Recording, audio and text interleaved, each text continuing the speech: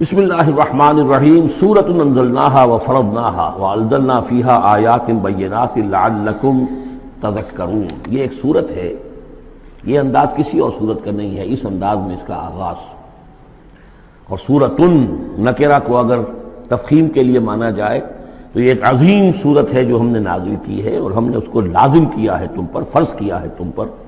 وانزلنا فیہا آیات بینات، اور اس میں ہم نے اتنی بڑی روشن آیات نازل کی ہیں، لعلکم تذکرون، تاکہ تم یاد رکھو، تاکہ تم نصیحت اخذ کرو۔ اس سورہ مبارکہ کا جوڑا جو ہے وہ آپ کو 8 مکی صورتوں کے بعد پھر جا کر ملے گا، اور وہ ہے سورہ احزاب۔ ان دونوں میں بڑی گہری مناسبت ہے، اور تقریباً حجم بھی برابر ہے، دونوں 9 رکوعوں پر مشتمل ہیں۔ اگرچہ اس کی آیات جو ہیں یہ چونکہ بعد میں نازل ہوئی ہے تو 9 رکوع 64 آیات میں ہے، وہاں 9 رکوع 73 آیات میں ہے، وہ پہلے نازل ہوئی، وہ سن 5 میں نازل ہوئی، یہ سن 6 میں نازل ہوئی۔ لیکن دونوں میں آیت نمبر 35 سورہ احزاب کی بھی سورہ نور کی بھی نہایت اہم ہے، ایمان کی حقیقت اور اسلام کی کیفیات کے بارے میں۔ الزانیۃ والزانی فاجلدوا من کل واحد منہما 100 جلدہ، زنا کرنے والی عورت ہو، خواہ زنا کرنے والا مرد ہو، ہر ایک کو ان میں سے 100 کوڑے مارے جائیں۔ وَلَا تَأْخُذْكُمْ بِهِمَا رَأْفَةٌ فِي دِينِ اللَّهِ، اور تمہیں اللہ کے اس دین کے معاملے میں نہ روک دے کوئی شے ان کے اوپر مہربانی کے راستے سے، نہ تمہیں روک لے، پکڑ لے۔ لا تَأْخُذْكُمْ بِهِمَا، ان کے ساتھ نرمی اور ان کے ساتھ شفقت، فی دین اللہ، اللہ کے دین میں۔ یہ اللہ کا دین ہے، اللہ کی شریعت ہے، یہ اللہ کی حد ہے، اور اس حد کے اجرا میں کسی کی ہمدردی، کسی کے ساتھ تمہارا تعلق، تمہاری دل کی نرمی، تمہاری شفقت، یہ کہیں آڑے نہ آ جائے۔ ان کنتم تؤمنون باللہ والیوم الآخر، اگر تم ایمان رکھتے ہو اللہ پر اور یوم آخر پر۔ یہ جو حد ہے یہ ہے اصل میں زانی زانیہ جو غیر شادی شدہ ہو اس کے لیے 100 کوڑے ہیں، یہ حد ہے جو قرآن میں آئی ہے۔ زانی اور زانیہ اگر شادی شدہ ہے تو اس کی حد قرآن میں نہیں ہے، لیکن وہ سنت رسول صلی اللہ علیہ وسلم سے ثابت ہے۔ اور شریعت اسلامی کا چونکہ جو اس کی سورسز ہیں، اس کی ایک بنیاد ہے اللہ کی کتاب، اور دوسری بنیاد جو انڈیپینڈنٹلی قرآن مجید سے آزاد ہو کر ایک مستقل بنیاد ہے، مستقل سورس ہے، وہ رسول ہے صلی اللہ علیہ وسلم۔ تو رجم کا جو حکم ہے وہ سنت سے ہے، اور جیسا کہ میں آپ کو بتا چکا ہوں اصل میں یہ اس قاعدہ کلیہ کے تحت ہے کہ سابقہ شریعت میں، شریعت موسوی میں بعض احکام وہ تھے کہ جن کی نفی نہیں آئی ہے، انہیں جو قتل نبی اکرم صلی اللہ علیہ وسلم نے اس امت کے اندر بھی جاری رکھا ہے۔ ان میں سے یہ 2 حکم جو ہیں بہت اہم ہیں، ایک قتل مرتد کا حکم ہے، اور دوسرے زانی اور زانیہ جو شادی شدہ ہو اس کے سنسار کیے جانے کا حکم ہے۔ وَلْيَشْهَدْ عَذَابَهُمَا طَائِفَةٌ مِّنَ الْمُؤْمِنِينَ، اور چاہیے کہ جب انہیں یہ حد جاری کی جا رہی ہو، سزا دی جا رہی ہو، تو اس وقت موجود رہیں اور دیکھیں کچھ لوگ اہل ایمان میں سے، یعنی یہ پبلک میں ہو۔ اس لیے کہ اصل میں جو فلسفہ ہے اسلام میں جو سزاؤں کا اور تعزیرات کا اور حدود کا، وہ ڈیٹرنٹ کا ہے کہ ایسی سزا ہو کہ جس سے بہت سو کو عبرت ہو جائے۔ اگر آپ نے علیحدہ جا کر کہیں کمرے کے اندر کسی کو پھانسی دے دی تو ٹھیک ہے، لوگوں کو پتہ چلا کہ مر گیا، ویسے بھی مر جاتے ہیں لوگ، حادثے میں مر جاتے ہیں، فوت ہو جاتے ہیں۔ لیکن یہ ہے کہ اگر سر عام دار پر لٹکایا گیا ہو تو اب کتنے لوگوں کو، دیکھنے والوں کو عبرت ہوگی اور ہوش ٹھکانے آ جائیں گے۔ تو یہ فلسفہ ہے اسلام کا کہ تاکہ ایک آدمی کو سزا دی جا رہی ہو تو ہزاروں کو اس سے عبرت آئے۔ الزانی لا ينکح الا زانیۃ او مشرکۃ، کسی زانی شخص کے لیے روا نہیں ہے کہ وہ شادی کرے مگر کسی زانیہ عورت سے یا مشرکہ سے۔ یہ کسی قانون کے درجے میں بات نہیں ہے، بلکہ یہ ایک اخلاقی طور پر گویا کہ تعلیم دی جا رہی ہے کہ زانی لوگ تو اسی کے، یعنی ان کا حال تو ایسا ہے کہ انہیں تو مستحق اگر ہے تو شادی کے کسی زانیہ سے یا مشرکہ سے۔ وَالزَّانِيَةُ لَا يَنكِحُهَا، اور زانی عورت ہو تو وہ بھی اس لائق نہیں ہے کہ اس سے کوئی نکاح کرے مگر صرف بدکار مرد یا مشرک۔ وَحُرِّمَ ذَلِكَ عَلَى الْمُؤْمِنِينَ، اور یہ دونوں جو ہیں زانی مرد اور زانی عورتیں یہ تو حرام کر دی گئی ہیں مومنین کے حق میں، اللہ یہ کہ کوئی توبہ کرے، جو بھی ہے معاملہ وہ علیحدہ ہے اس سے۔ وَالَّذِينَ يَرْمُونَ الْمُحْصَنَاتِ ثُمَّ لَمْ يَأْتُوا بِأَرْبَعَةِ شُهَدَاءَ، اور جو لوگ جو خاندانی عورتیں ہوں، حفاظت میں ہوں کسی خاندان کے اور نکاح کے ان قید میں ہوں، چاہے نکاح کے قید میں ہوں تو ڈبل احسان ہو گیا کہ خاندانی بھی ہے اور دوسرے یہ کہ نکاح کی قید میں بھی ہے، نکاح کی حفاظت بھی انہیں حاصل ہے۔ نہیں تو یہ کہ اگر غیر شادی شدہ ہیں لیکن کسی شریف خاندان سے ہیں، آزاد خاندان سے ہیں، اگر ان کی عورتوں میں کوئی شخص جو ہے ان پر عیب لگائے، زنا کا الزام لگائے، اور پھر وہ نہ لا سکے، ثم لم یاتوا باربعۃ شہداء، 4 شہید نہ لا سکے، فجلدوہم، تو پھر اب ان کو کوڑے مارو، 80 جلدہ، 80 کوڑے، 80 دبرے،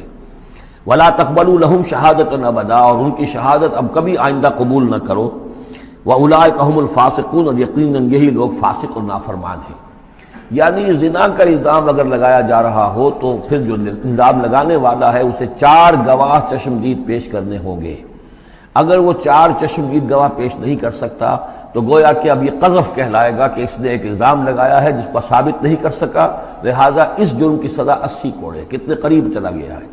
اور اس میں حکمت یہ معلوم ہوتی ہے کہ اگر فرض کیجئے کسی معاشرے میں، مسلمان معاشرے میں کسی لوگوں سے غلطی ہو گئی ہے،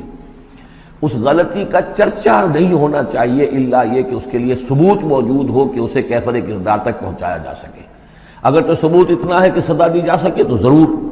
لیکن اگر نہ ہو تو خاموش رہو، ورنہ یہ کہ خام خواہ برائی کا چرچا ہو جائے گا جبکہ اس کا سد باب ممکن نہیں ہے، اس کی سزا دینی ممکن نہیں ہے، تو اس میں سکوت جو ہے وہ بہتر ہے۔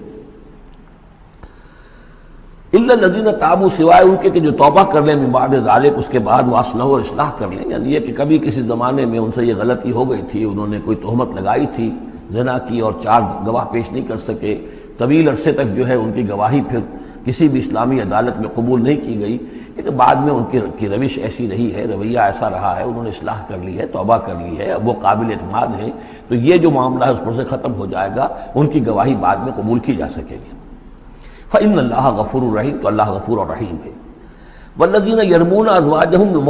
ولم یکن لہم شہداء الا انفسہم، اب ایک خاص معاملہ آ رہا ہے کہ کسی شوہر نے اپنی بیوی کو دیکھا ہو زنا کرتے ہوئے، وہ الزام لگائے کہ میں نے دیکھا ہے اپنی بیوی کو زنا کرتے ہوئے، درحال ہے کہ اس کے پاس 3 اور گواہ نہیں ہیں، لیکن چونکہ یہ معاملہ ہے شوہر اور بیوی کا، اگر کسی اور عورت کا ہوتا تو اس کے اوپر 80 درے لگتے اس کو کہ اس نے الزام لگایا ہے، چاہے چشمدید ہے، چاہے اس نے دیکھا ہے، لیکن 3 گناہ اور نہیں لا سکا، 3 گواہ نہیں لا سکا ہے تو درے لگیں گے 80۔ لیکن معاملہ کیونکہ بیوی کا ہے، اس کے لیے خاص قانون ہے، اس کو لعان کہتے ہیں۔ وہ یہ ہے کہ والذین یرمون ازواجہم، جو الزام لگائیں زنا کا اپنی بیویوں پر، ثم ولم یکن لہم شہداء، اور ان کے پاس گواہ موجود نہ ہو، الا انفسہم، سوائے ان کی اپنی جانوں کے، انہوں نے خود دیکھا ہے، فشہادۃ احدہم 4 شہادات باللہ،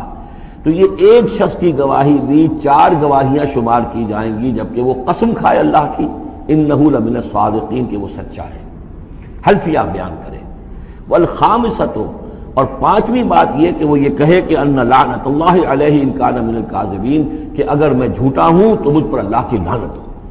4 مرتبہ قسم کھا کر گواہی دینا گویا کہ وہ 4 گواہوں کی گواہی کے قائم مقام ہو جائے گا، جبکہ پھر وہ یہ بھی کہے کہ اگر میں جھوٹا ہوں تو اللہ کی لعنت مجھ پر ہو، لعنت اللہ علی الکاذبین ان کان من الکاذبین۔ وَيَدْرَوْ عَنْهَا الْعَذَابَ، اب عورت کیا کرے گی جس کے اوپر اس کی بیوی جو ہے اس پر جو الزام لگایا گیا ہے، اگر وہ اس پر سے عذاب ٹل جائے گا، ٹل جائے گی سزا اور یہ حد عورت سے، ان تشہد 4 شہادات باللہ، کہ وہ بھی قسم 4 مرتبہ کھائے اللہ کی، انہ لمن الکاذبین، کہ یہ میرا شوہر جو مجھ پر الزام لگا رہا ہے جھوٹا ہے۔ والخامسۃ، اور 5ویں بات وہ یہ کہے ان غضب اللہ علیہ ان کان من الصادقین، کہ اگر میرا یہ شوہر اس الزام میں سچا ہے تو مجھ پر اللہ کا غضب آئے۔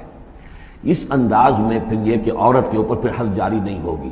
اور اگر شوہر کے 4 قسمیں کھا کر الزام لگانے اور پھر یہ کہ اللہ تعالیٰ کی لعنت اپنے اوپر طلب کرنے اگر جھوٹا ہو، اس کے بعد اگر بیوی خاموش رہتی ہے، وہ جوابی طور پر قسم نہیں کھاتی 4، اور نہ یہ کہتی ہے کہ اگر یہ سچا ہو تو مجھ پر اللہ کا غضب ہو، تو پھر اس پر حد جاری ہو جائے گی۔ لیکن اگر وہ بھی قسم کھا لے 4 قسمیں، اور یہ کہ ساتھ ہی یہ بھی کہے کہ اگر یہ سچا ہو اور واقعی اس کا الزام درست ہو مجھ پر، تو مجھ پر اللہ کا غضب نازل ہو جائے، تو پھر یہ کہ عذاب ٹل جائے گا، دنیا کی سزا اسے نہیں ملے گی۔ وَلَوْلَا فَضْلُ اللَّهِ عَلَيْكُمْ وَرَحْمَتُهُ، اور اگر اللہ کا فضل اور اس کی رحمت تمہارے شامل حال نہ ہوتی، وَأَنَّ اللَّهَ تَوَّابٌ رَحِيمٌ، تو گویا کہ یہاں پہ محذوف ہے کہ اگر اللہ کا فضل اور اس کی رحمت شامل حال نہ ہوتی تو تم بہت غلط راستے پر پڑ جاتے، تم کوئی بہت بڑا قدم اٹھا دیتے۔ وہ جو بھی واقعہ اب آگے آ رہا ہے یہ اس کے لیے تمہید ہے۔ وَأَنَّ اللَّهَ تَوَّابٌ حَكِيمٌ، یقیناً اللہ تعالیٰ بہت توبہ کو قبول فرمانے والا اور حکمت والا ہے۔ ان الذین جاؤوا بالافک عصبۃ منکم، جن لوگوں نے یہ طوفان اٹھایا ہے، جن لوگوں نے تہمت تراشی ہے حضرت عائشہ صدیقہ رضی اللہ تعالی عنہا پر، یہ تمہارے ہی ایک گروہ ہے، تم ہی میں سے ہیں۔ لا تحسبوہ شرا لکم، اسے تم اپنے لیے برا نہ سمجھو، بل ہوا خیر لکم، بلکہ یہ بھی تمہارے لیے خیر ہے۔ اس کے ذریعے سے اللہ تعالیٰ تمہارے سامنے اب اس زمن میں ہدایات دے گا، قوانین بتا دے گا، شریعت کے جو احکام ہیں وہ نازل ہو رہے ہیں، اس کے لیے گویا کہ یہ واقعہ جو ہے ایک تقریب بن گیا، ایک ذریعہ بن گیا۔ واقعہ اچھی طرح نوٹ کر لیجئے کہ غزوہ بنی مستلق میں حضور سن 6 کا ہے یہ واقعہ، ہجری کا، تشریف لے گئے تھے۔ جب وہاں سے واپس آ رہے تھے تو جہاں رات کو ایک جگہ پر قیام تھا، اور حضرت عائشہ صدیقہ جو ہے ایک ہودج میں علیحدہ ہوتی تھیں، جیسے جس کو کہ اٹھا کر جو لوگ آتے تھے حمال، وہ اٹھا کر اسے اونٹ پر رکھ دیتے تھے، اور جہاں پر پڑا ہوا وہ ہودج اونٹ پر سے اتار کر نیچے رکھ دیا۔ تو رات کو کہیں قضائے حاجت کے لیے نکلی، پیشاب وغیرہ کی حاجت ہوئی، وہ کہیں گئی، وہاں کچھ دیر لگ گئی، اور دیکھا واپس آ کر تو کہیں ہار اپنا گر گیا تھا۔ اس ہار کو دیکھنے کے لیے واپس گئیں، اتنی دیر میں وہ حمال آئے، اور حضرت عائشہ بہت دبلی پتلی تھیں، انہیں اندازہ نہیں ہوا کہ اس ہودج میں اس وقت ام المومنین موجود نہیں ہے۔ انہوں نے اٹھایا، اور وہ کوچ کا وقت ہو گیا تھا، اونٹ کے اوپر رکھا اور قافلہ چل دیا۔ اب جب یہ آئیں واپس تو اب دیکھا کہ وہ تو قافلہ جا چکا، ہکا بکا کیا کریں، تنہا ہے، رات کا وقت ہے۔ اس وقت انہوں نے بڑی عقل مندی سے کام لیا کہ اب اگر میں قافلے کے پیچھے دوڑی چلی تو پتہ نہیں میں کسی غلط راستے پر مڑ جاؤں، اور پھر وہ تلاش بھی نہیں کر سکیں گے مجھے، تو بہتر یہ کہ میں یہیں پر بیٹھی رہوں، تاکہ انہیں جب بھی خیال ہوگا کہ اس ہودج کے اندر جو ہے ام المومنین عائشہ صدیقہ موجود نہیں ہے تو وہ تلاش میں پھر یہیں آئیں گے۔ تو وہاں بیٹھی ہوئی تھی، رات کا وقت تھا، نیند آ گئی، سو گئی، اس سے آپ کا چہرہ بھی کھل گیا۔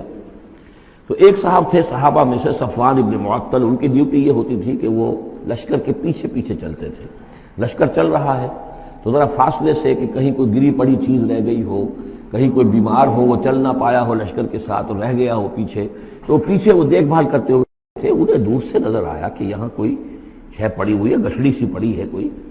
تو جا کر دیکھا، حضرت عائشہ کو پہچان لیا، اور وہ کہتے ہیں کہ میں نے اس لیے پہچان لیا کہ حجاب کی آیت کے نازل ہونے سے پہلے میں نے انہیں دیکھا تھا۔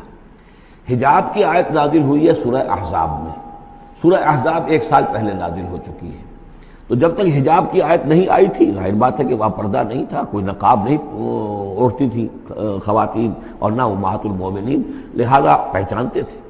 تو وہ چونکہ چہرہ کھلا ہوا تھا ام المومنین کا، تو انہوں نے کہا انا للہ و انا الیہ راجعون، یہ الفاظ جو کہے تو حضرت عائشہ کی آنکھ کھل گئی، اور وہ پھر اٹھ کر بیٹھی، انہوں نے اپنا کپڑا درست کیا، لیکن پھر انہوں نے یہ کیا صفوان ابن معطل نے کہ اپنا اونٹ بٹھا دیا خاموشی کے ساتھ، حضرت عائشہ اس پر سوار ہو گئی، اور وہ آگے اس کی وہ نکیل پکڑ کر وہ چلتے گئے اور قافلے میں پہنچ گئے۔ وہاں عبداللہ ابن ابی نے شور مچا دیا کہ خدا کی قسم تمہارے نبی کی یہ بیوی جو بچ کر نہیں آئی ہے، مطلب یہ کہ یہ تو اب یہ معاملہ جو رہا ہے، تنہائی رہی ہے، علیحدہ رہے ہیں، تو گویا کہ زنا کا معاملہ ہو گیا ہے۔ یہ اس کی جو بھی اس کی گندی سوچ تھی، ظاہر بات ہے کہ مکھی تو گندگی پر بیٹھتی ہے، اس کو تلاش رہتی ہے گندگی کی، اس کے لیے تو یہ ایک موقع مل گیا اسکینڈل اٹھانے کا۔ یہ اسکینڈل بڑھتے بڑھتے ایک طوفان بن گیا، اور اس میں بعض جو ہے بہت ہی مخلص لوگ بھی، حضرت حسان ابن ثابت رضی اللہ تعالیٰ عنہ جو دربار نبوی کے گویا کہ سرکاری شاعر تھے، ان کا بھی معاملہ اس کے اندر ایسا ہو گیا کہ وہ بھی ملوث ہو گئے۔ تو یہ ہے واقعہ افک کا۔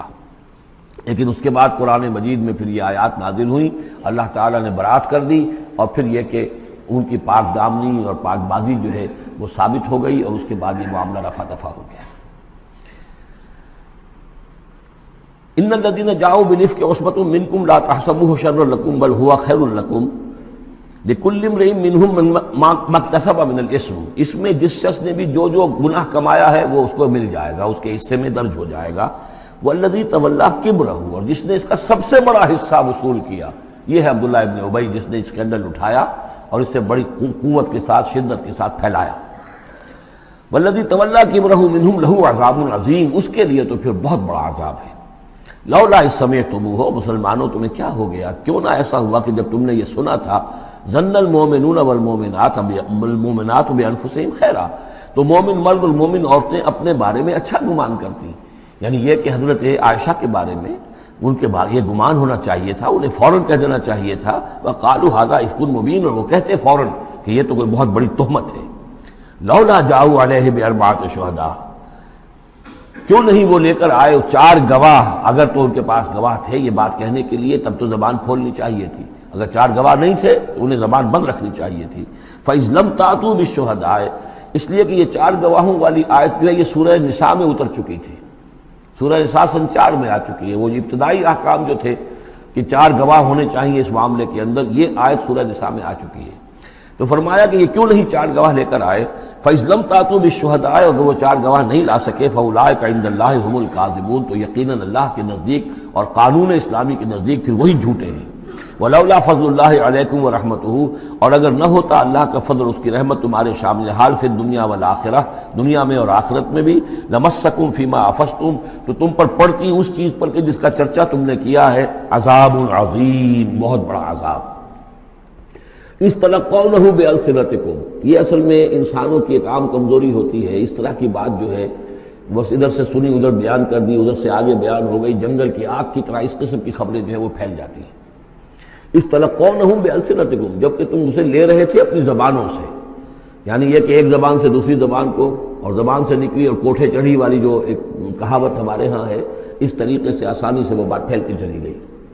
وَتَقُولُونَ بِأَفْوَاهِكُمْ، اور تم کہہ رہے تھے اپنے منہوں سے مَا لَيْسَ لَكُمْ بِهِ علم، جس کے لیے تمہارے پاس کوئی علم نہیں تھا، کوئی دلیل نہیں تھی، کوئی بنیاد نہیں تھی، کوئی گواہی نہیں تھی، کوئی معلومات کی کوئی سورسز نہیں تھی۔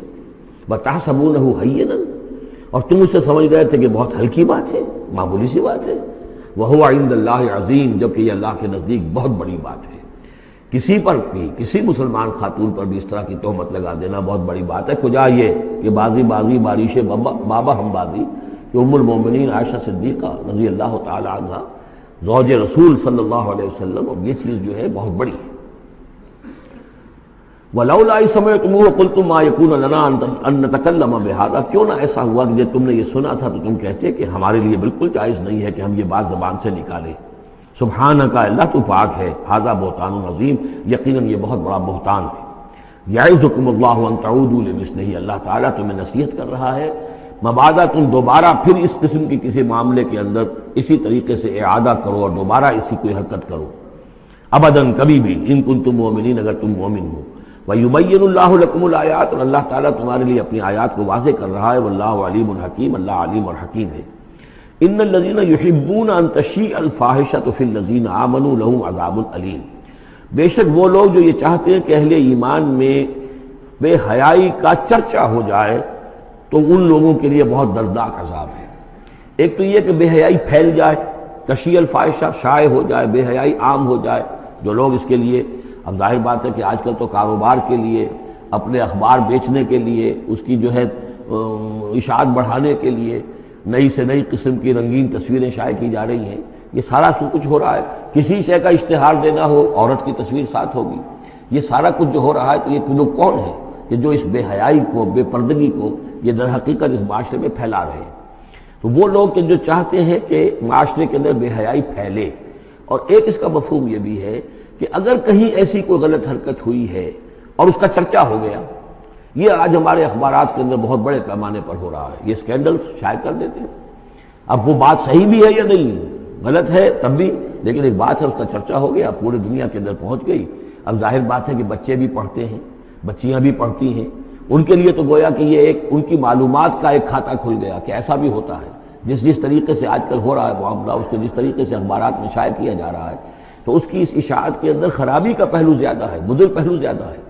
اگر ہے بھی ایسا معاملہ، اگر تو سزا کے قابل ہے تو گواہی دو اور سزا دلواؤ، اور ایسی سزا ہو کہ جس سے ایک کو سزا ہو اور ہزاروں کو ہوش آ جائے، اور اگر نہیں ہے تو خاموش ہو، اس کے اوپر زبان کھولنا بھی جو ہے در حقیقت بہت بڑا جرم ہے۔ ان الذین یحبون ان تشیع الفاحشۃ فی الذین آمنوا لہم عذاب علیم فی الدنیا والآخرہ، دنیا میں بھی اور آخرت میں بھی۔ واللہ یعلم وانتم لا تعلمون، اللہ جانتا ہے اور تم نہیں جانتے۔ ولولا فضل اللہ علیکم ورحمتہ، اور اگر اللہ کا فضل نہ ہوتا تم پر اور اس کی رحمت نہ ہوتی تو یہ تو طوفان ایسا اٹھا تھا کہ اس کے بڑے دور تک نتائج نکل سکتے تھے، یہ محذوف ہے۔ وَأَنَّ اللَّهَ رَؤُوفٌ رَحِيمٌ، تو اللہ بہت رؤوف ہے اور رحیم ہے۔ یا ایھا الذین آمنوا لا تتبعوا خطوات الشیطان، اہل ایمان شیطان کے نقش قدم کی پیروی نہ کرو۔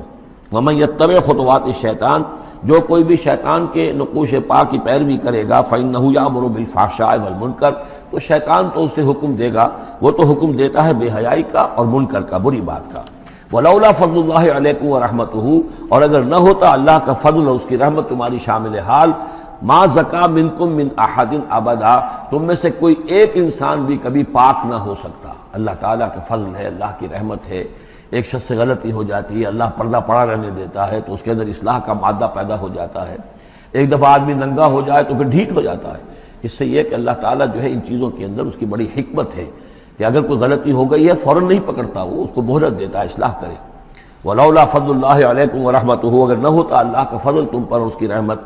ما زکا منکم من احد ابدا، تم میں سے کوئی بھی کبھی نیک اور پارسا نہ بن سکتا اور پاک نہ ہو سکتا، ولیکن اللہ یزکی من یشاء، بلکہ یہ تو اللہ تعالیٰ ہی پاک کرتا ہے جس کو چاہتا ہے، واللہ سمیع علیم، اللہ سمیع علیم ہے۔ ولا یأتل اولو الفضل منکم والسعة ان یؤتوا اولی القربى والمساکین والمہاجرین فی سبیل اللہ۔ اس آیت کی بھی شان نزول ہے کہ حضرت ابو بکر صدیق رضی اللہ تعالیٰ عنہ کے ایک یا تو بھانجے تھے یا خالہ زاد بھائی تھے، حضرت مصطح۔ یہ حضرت مصطح جو ہے غریب آدمی تھے اور حضرت ابو بکر ان کی مدد کیا کرتے تھے، پیسے سے، مال سے ان کی ضرورت جو ہے پوری کرتے تھے۔ لیکن یہ مصطح بھی اس میں شریک ہو گئے۔ حضرت عائشہ صدیقہ رضی اللہ تعالیٰ عنہ پر جو تہمت کا معاملہ چلا تو حضرت ابو بکر کو جب معلوم ہوا کہ مصطح بھی اس معاملے کے اندر شریک ہے تو پھر غصے میں آ کر ان کا قسم کھا لی کہ میں اب اس کے ساتھ کبھی کوئی بھلائی نہیں کروں گا، اس نے اتنی بڑی غلطی کی ہے اور اس معاملے کے اندر میری بیٹی کا معاملہ ہے اور اس میں اس کو یہ خیال نہیں آیا کہ میں اس کے ساتھ کتنا کچھ احسان کرتا ہوں، اور اس نے اس کے اندر جو ہے وہ خود بھی شریک ہو گیا۔ اس پر اللہ تعالیٰ کی طرف سے گرفت آ رہی ہے کہ نہیں ابو بکر یہ ٹھیک نہیں ہے، جو بھی اس سے غلطی ہوئی، لیکن تم جو نیک کام کر رہے تھے اس کا کیوں قسم کھاتے ہو کہ اس کے اندر تم مدد نہیں کرو گے۔ ولا یأتل اولو الفضل منکم، اور نہ قسم کھائیں جو فضل والے ہیں، درجے والے ہیں تم میں سے، جن میں اللہ نے فضیلت دی ہے، نیکی میں بھی، ایمان میں بھی فضیلت دی ہے، دولت میں بھی فضیلت دی ہے، وسعت، اور جنہیں کشادگی دی ہے، مال کی کشادگی دی ہے، ان یؤتوا اولی القربی، کہ وہ کوئی صلہ رحمی کریں اپنے قرابت داروں کے ساتھ، کچھ دیں، مال اور صدقہ و خیرات دیں اپنے قرابت داروں کو، والمساکین والمہاجرین، اور محتاجوں کو اور وطن چھوڑنے والے مہاجرین کو، فی سبیل اللہ، اللہ کی راہ میں۔ تو یہ قسم نہ کھائیں، ولیعفوا ولیصفحوا، انہیں چاہیے کہ معاف کر دیں اور درگزر سے کام لیں۔ الا تحبون ان یغفر اللہ لکم، کیا تم یہ نہیں چاہتے کہ اللہ تمہیں معاف کرے؟ یعنی اے ابو بکر اگر تم یہ چاہتے ہو، تم سے بھی تو کوئی خطا آخر ہو جاتی ہے، اللہ معاف فرماتا ہے، کیا تم نہیں چاہتے کہ اللہ تمہاری خطاؤں سے درگزر کرے؟ الا تحبون ان یغفر اللہ لکم، کیا تم نہیں پسند کرتے اس کو کہ اللہ تمہیں معاف کرے؟ اس پر اس آیت کو سنتے ہی حضرت ابو بکر صدیق کے الفاظ یہ نقل کیے گئے، بلا یا ربنا انا نحب، کیوں نہیں پروردگار، ہم ضرور چاہتے ہیں کہ تو ہمیں معاف فرما دے۔ انہوں نے اپنی قسم کا کفارہ دیا اور اس کے بعد جو بھی وہ کرتے تھے ان کے ساتھ بھلائی اور نیکی، اس سلسلے کو جاری کر دیا۔ واللہ غفور رحیم، اور اللہ تعالیٰ غفور ہے اور رحیم ہے۔ ان الذین یرمون المحصنات الغافلات المؤمنات، یقیناً وہ لوگ کہ جو تہمت لگاتے ہیں ان پاک دامن عورتوں پر کہ جو غافل ہیں، جن کو ان چیزوں کا ہوش بھی نہیں ہے، جن کا گمان بھی ادھر نہیں گیا، المومنات اہل ایمان میں سے، لعنوا فی الدنیا، ایسی معصوم اور پاک دامن عورتوں پر جو تہمت لگانے والے ہیں ان پر پھٹکار ہے دنیا میں بھی اور آخرت میں بھی، ولہم عذاب عظیم، اور ان کے لیے بہت بڑا عذاب ہے۔ یوم تشہد علیہم السنتہم وایدیہم، جس دن کے ان کے خلاف گواہی دیں گے، تشہد علیہم، علی کو نوٹ کر لیجئے، جس دن کے ان کے خلاف گواہی دیں گے، السنتہم ان کی اپنی زبانیں گواہی دیں گی، وایدیہم ان کے اپنے ہاتھ گواہی دیں گے، وارجلہم ان کے پاؤں گواہی دیں گے، بما کانوا یعملون، اب جو کچھ عمل وہ کر رہے تھے۔ یہ ہاتھ ہمارے پاس اللہ کی امانت ہے، میں اس سے غلط کام کر رہا ہوں تو یہ انڈر پروٹیسٹ میرا حکم تو مان رہا ہے، اس لیے کہ اللہ تعالیٰ نے مجھے میرے حوالے سے کیا ہوا ہے، لیکن اس کے اندر پروٹیسٹ ہے، قیامت کے دن یہی میرے خلاف مقدمہ کرے گا، پروردگار تو نے مجھے اس کے حوالے کیا تھا اور یہ مجھ سے میرے ذریعے سے غلط کام کرتا رہا۔ یہ پاؤں جو ہیں ہمارے خلاف گواہی دیں گے کہ پروردگار ہم اس کے تابع تھے، اس کے حکم کے مطابق چل رہے تھے، یہ بدبخت ہمیں چوری کرنے کے لیے جاتا تھا تو اس کے لیے استعمال کرتا تھا، یا کوئی اور برا کام کرنے کے لیے ہمارے پیروں ہمیں استعمال کرتا تھا۔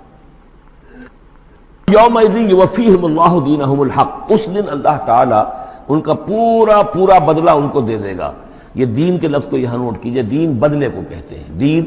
مالک یوم الدین، جزا و سزا کے دن کا مالک، بدلے کا دن۔ وَيَعْلَمُونَ أَنَّ اللَّهَ هُوَ الْحَقُّ الْمُبِينُ، اور وہ جان لیں گے کہ اللہ تعالیٰ ہی ہے الحق، سچا اور ہر بات کو کھول کر بیان کر دینے والا۔ الخبیثات للخبیثین والخبیثون للخبیثات،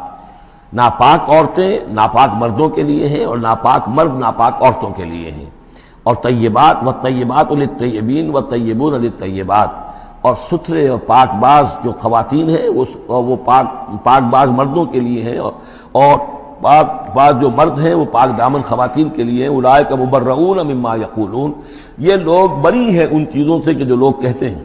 لہم مغفرۃ ورزق کریم، ان کے لیے مغفرت ہے اور رزق کریم ہے۔ یہ دونوں آیات جو ہیں در حقیقت اخلاقی تعلیم کی نوعیت کی ہیں کہ اتنی اخلاقی حس معاشرے کے اندر رہے کہ جس کے ساتھ کوئی بدنامی کا معاملہ ہو جائے پھر وہ خود محسوس کرے کہ میں آئسولیٹ ہو کر رہ گیا ہوں یا رہ گئی ہوں اس معاشرے کے اندر، یہ معاشرے کے اندر یہ عام روش پیدا ہو جائے۔ جیسے کہ پہلے آیا تھا وہ اس کے اندر بھی یہی بات تھی کہ زانی نکاح نہ کرے مگر کسی زانیہ سے یا کسی مشرکہ سے، وہ اس لائق نہیں ہے کہ اس کے نکاح میں کوئی مسلمان خاتون آئے پاک دامن اور عفت والی۔ اس طرح زانیہ جو ہے اس سے کوئی نکاح نہ کرے سوائے مشرک کے، یہ قانونی چیزیں نہیں ہیں جیسا کہ میں نے عرض کیا، یہ اخلاقی، تاکہ ایک نفرت پیدا ہو زنا سے، بدکاری سے۔ اسی طریقے سے معاشرے کے اندر ایک عام فضا، ایک حس ایسی پیدا ہو جائے کہ جس میں جو لوگ بھی ایسی گراوٹوں میں مبتلا ہوں وہ خود اپنی آنکھوں میں ذلیل ہو کر رہ جائیں۔ یا ایھا الذین آمنوا لا تدخلوا بیوتا غیر بیوتکم حتی تستأنسوا، اب اس حوالے سے بہت سے جو احکام آ رہے ہیں، یہ سورہ نور اور سورہ احزاب ان دونوں میں معاشرتی احکامات ہیں۔ معاشرتی احکامات میں خاص طور پر وہ جو ایک آیت آئی ہے سورہ بنی اسرائیل میں، وَلَا تَقْرَبُوا الزِّنَا إِنَّهُ كَانَ فَاحِشَةً وَسَاءَ سَبِيلًا، اس زنا کا سد باب کرنے کے لیے اسلام کے معاشرتی نظام میں بہت دور دور تک اقدامات کیے گئے ہیں۔ قریب مت جاؤ زنا کے، یعنی زنا کو ایریڈیکیٹ کرنا معاشرے میں یہ ایک بہت بڑا آبجیکٹو ہے، اور اس کے لیے دور دور تک اقدامات، مثلا پردہ ہے، سطر ہے، لباس کے احکام دیے گئے ہیں۔ معاشرہ جو ہے ہمارا جو ہے وہ مکسڈ سوسائٹی نہ ہو، مخلوط معاشرہ نہ ہو، مردوں کی ذمہ داریاں علیحدہ ہیں، عورتوں کی علیحدہ ہیں، معاشرہ جو ہے سیگریگیٹڈ ہو، مردوں اور عورتوں کے درمیان اختلاط نہ ہو۔ یہ ساری چیزیں کس کے لیے؟ یہ اسی لیے ہے کہ یہ در حقیقت اس قدر شدید کشش ہے مرد اور عورت کے اندر، یہ اللہ نے جو دو جنسیں بنائی ہیں،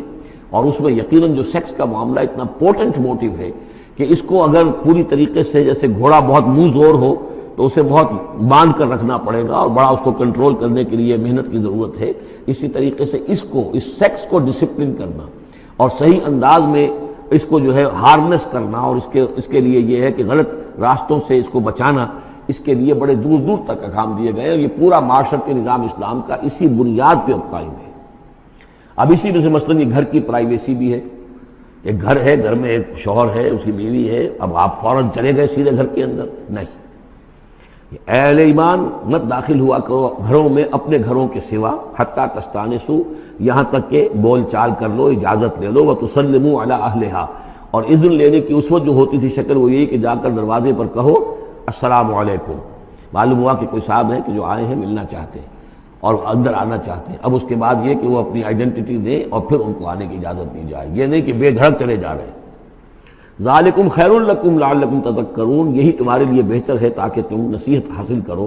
فإن لم تجدوا فیہا احدا فلا تدخلوها، اگر اس گھر میں کوئی نہ ہو تو پھر اس میں داخل مت ہو، حتیٰ یؤذن لکم، یہاں تک کہ تمہیں اجازت دی جائے۔ جو گھر کا مالک ہے وہ اگر اجازت دے کہ ہاں میرا گھر اس وقت خالی ہے تم اس میں جا سکتے ہو، ورنہ یہ کہ خالی گھر کے اندر جہاں کوئی نہیں ہے داخلے کی اجازت نہیں ہے۔ وَإِن قِيلَ لَكُمْ، اور اگر کہا جائے تم سے ارجعوا، چلے جاؤ، لوٹ جاؤ، اس وقت میں ملنے کے لیے تیار نہیں ہوں یا میں اپنی کسی مشغولیت میں ہوں، فارجعوا، تو لوٹ جاؤ۔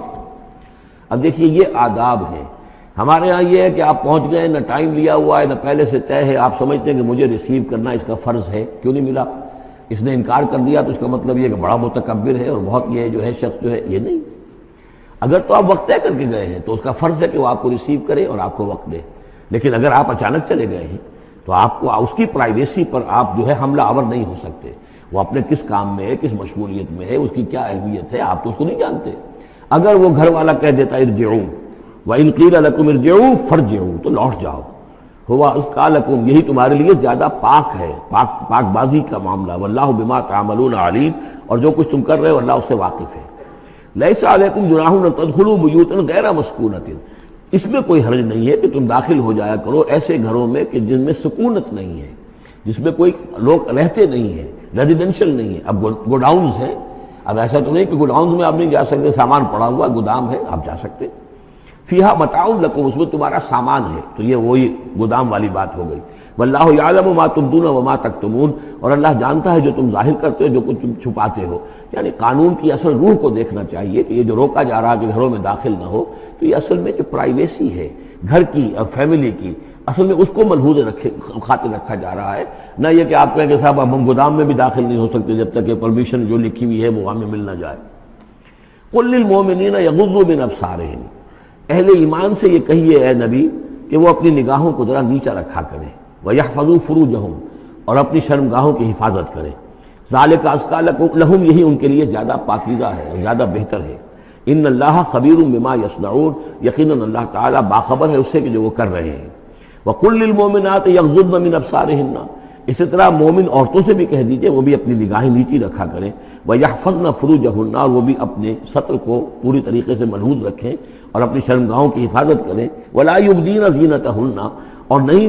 انہیں نہیں چاہیے کہ وہ اپنی زینت اور سنگھار کو ظاہر کریں، الا ما ظہر منہا، سوائے اس کے کہ جو از خود ظاہر ہو جائے۔ وَلْيَضْرِبْنَ بِخُمُرِهِنَّ، اور چاہیے کہ وہ اپنے گریبانوں کے اوپر اپنی اوڑھنیوں کے بکل مار لیا کریں، بِخُمُرِهِنَّ عَلَى جُيُوبِهِنَّ، یہ خمرہن کی، خمار کہتے ہیں اوڑھنی۔ ایک دوسرا لفظ جو ہے وہ آئے گا سورہ احزاب میں، ان دونوں الفاظ کو علیحدہ علیحدہ رکھیے۔ تو یہ ہے کہ اپنے گریبانوں کے اوپر، گویا کہ یہ بھی پرانا ہمیشہ سے لباس، عورت کے لباس میں اوڑھنی بھی تھی اور عورت کے لباس میں چادر بھی تھی۔ چادر وہ لے کر نکلتی تھی جب گھر سے باہر جاتی تھی، اور اوڑھنی وہ رکھتی تھی جبکہ گھر کے اندر ہوتی تھی۔ یہی جو ہماری تہذیب کے اندر ہے، یہ عرب کی تہذیب میں پہلے بھی تھا۔ چہرے کا پردہ نہیں تھا عرب میں، چادر وہ لے کے جاتی تھی تو چادر اپنے اوپر ڈالتی تھی، اور مرد بھی چادر کے بغیر نہیں ہوتے تھے، نہ کوئی مرد بغیر چادر کے نہ عورت، بلکہ چادر ہی سے ایک شخص کا رتبہ معین ہوتا تھا۔ کسی کی چادر بڑی شاندار ہے، دوشالہ اوڑھا ہوا ہے، بہت قیمتی ہے، تو وہ بڑا آدمی ہے، وہ سردار ہے۔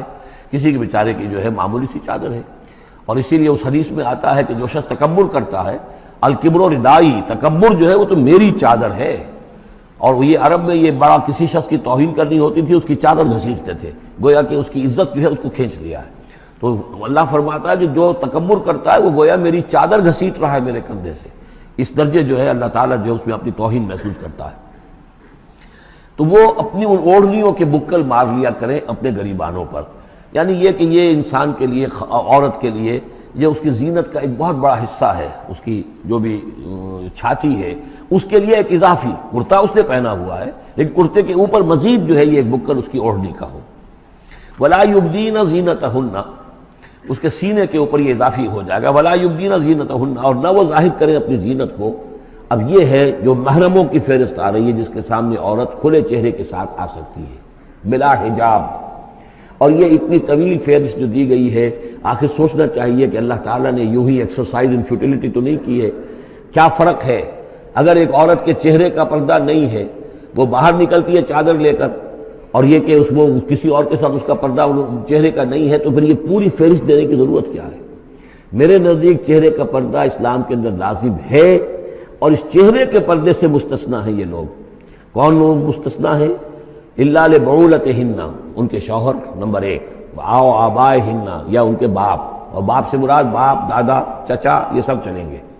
او آبائے بعولتہن، یا ان کے شوہروں کے باپ، او ابنائہن، یا ان کے اپنے بیٹے،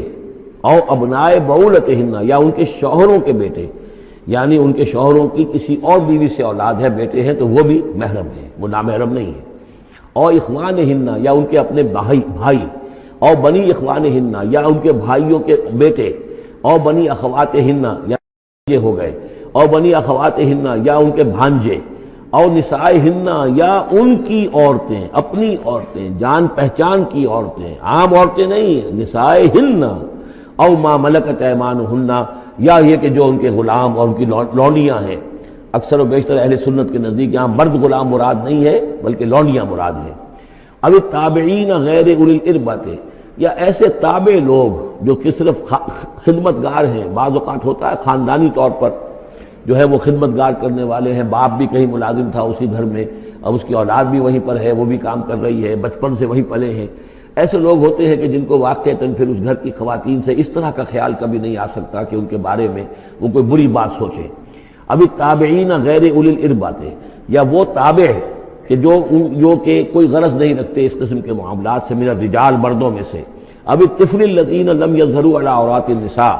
یا وہ لڑکے کہ جو ابھی عورتوں کے جو مخفی معاملات ہیں ان سے واقف ہی نہیں، ابھی وہ جنسی جو بھی باتیں ہیں ان سے واقف نہیں ہیں۔ ولا یضربن، یہ اب یہ فہرست مکمل ہو گئی، یہ ہیں محرم لوگ جن کے سامنے عورت بغیر چہرے کے پردے کے آ سکتی ہے۔ باقی یہ کہ زینت جو خود بخود ظاہر ہو جائے، اب ظاہر ہے کہ آپ نے چادر بھی لی ہوئی ہے، کسی خاتون نے برقع بھی اوڑھا ہوا ہے، لیکن اب کسی کا قد ہے، ماشاءاللہ وہ قد ایسا ہے، سر قد ہے کوئی خاتون، تو وہ کہاں چھپائے گی اس قد کو؟ وہ تو ظاہر ہو جائے گا۔ جسم متناسب ہے، اب وہ جسم تو ظاہر ہو جائے گا۔ اس اعتبار سے ما ظہر منہا کو لوگوں نے لے لیا چہرے کے لیے، یہ بالکل غلط ہے۔ چہرے کا تو پردہ میرے نزدیک لازم ہے، اور یہ کہ باقی یہ کہ ان کے سامنے چہرے کے سمیت عورت آ سکتی ہے۔ باقی عورت جو ہے اپنے بیٹے کے سامنے بھی سوائے 3 اعضاء کے اور نہیں کھول سکتی، اپنے بھائی کے سامنے بھی نہیں کھول سکتی۔ چہرہ، یہ ہاتھ پونچھوں سے نیچے، اور پیر ٹخنوں سے نیچے، یہ جو 3 اعضاء ہیں یہ وہ ہیں کہ جس کو عورت نے یہ کھلے رکھ سکتی ہے، اپنے وہ بیٹے کے سامنے بھی، بھائی کے سامنے بھی، اور جو بھی رشتے گرائے گئے ہیں۔ لیکن یہ کہ اس سے آگے پھر جو ہے معاملہ وہ پھر شوہر کا ہے، اس سے آگے یعنی لباس کا معاملہ جو ہے جس سے کہ عورت جو ہے وہ آزاد ہوگی، وہ صرف شوہر کے لیے۔ وَلَا يَضْرِبْنَ بِأَرْجُلِهِنَّ لِيُعْلَمَ مَا يُخْفِينَ مِنْ زِينَتِهِنَّ، اور نہ یہ ایسا ہو کہ وہ اپنے پاؤں مار کر چلیں، کوئی زیور جو ہے پاؤں میں پہنا ہوا اس کی جھنکار ہو تاکہ لوگوں جو ہے ادھر متوجہ ہو جائیں۔ لِيُعْلَمَ مَا يُخْفِينَ مِنْ زِينَتِهِنَّ، تاکہ لوگوں کے علم میں آ جائے کہ کیا انہوں نے چیز چھپائی ہوئی ہے اپنی زینت میں سے، کیا زیورات پہنے ہوئے ہیں۔ وَتُوبُوا إِلَى اللَّهِ جَمِيعًا أَيُّهَا الْمُؤْمِنُونَ، اور اے اہل ایمان سب کے سب مل کر اللہ کی جناب میں توبہ کرو، لَعَلَّكُمْ تُفْلِحُونَ، تاکہ تم فلاح پاؤ۔ وَأَنكِحُوا الْأَيَامَ مِنكُمْ، اور دیکھو اپنی بیواؤں کی شادیاں کر دیا کرو۔ وَالصَّالِحِينَ مِنْ عِبَادِكُمْ، یہ بھی اب ایک بہت اہم ہے بات۔ ہندوانہ ہمارا معاشرہ جو ہے وہ بیوہ کی شادی جو ہے وہ تو جائز بھی نہیں سمجھتا، یا بہت ہی یوں سمجھیے کہ اس کے نزدیک بہت ہی ناپسندیدہ بات ہے، اور ہمارے ہاں بھی یہ ہو گیا ہے۔ حالانکہ یہاں حکم ہے انکحوا الایام منکم، بیواؤں کی شادیاں کر دیا کرو۔ والصالحین من عبادکم و امائکم، اور تمہاری جو بانیاں ہوں، غلام ہوں، ان میں سے بھی جو سمجھدار ہوں، جن کے کردار کے بارے میں تمہیں اعتماد ہو، ان کی بھی شادیاں کر دیا کرو۔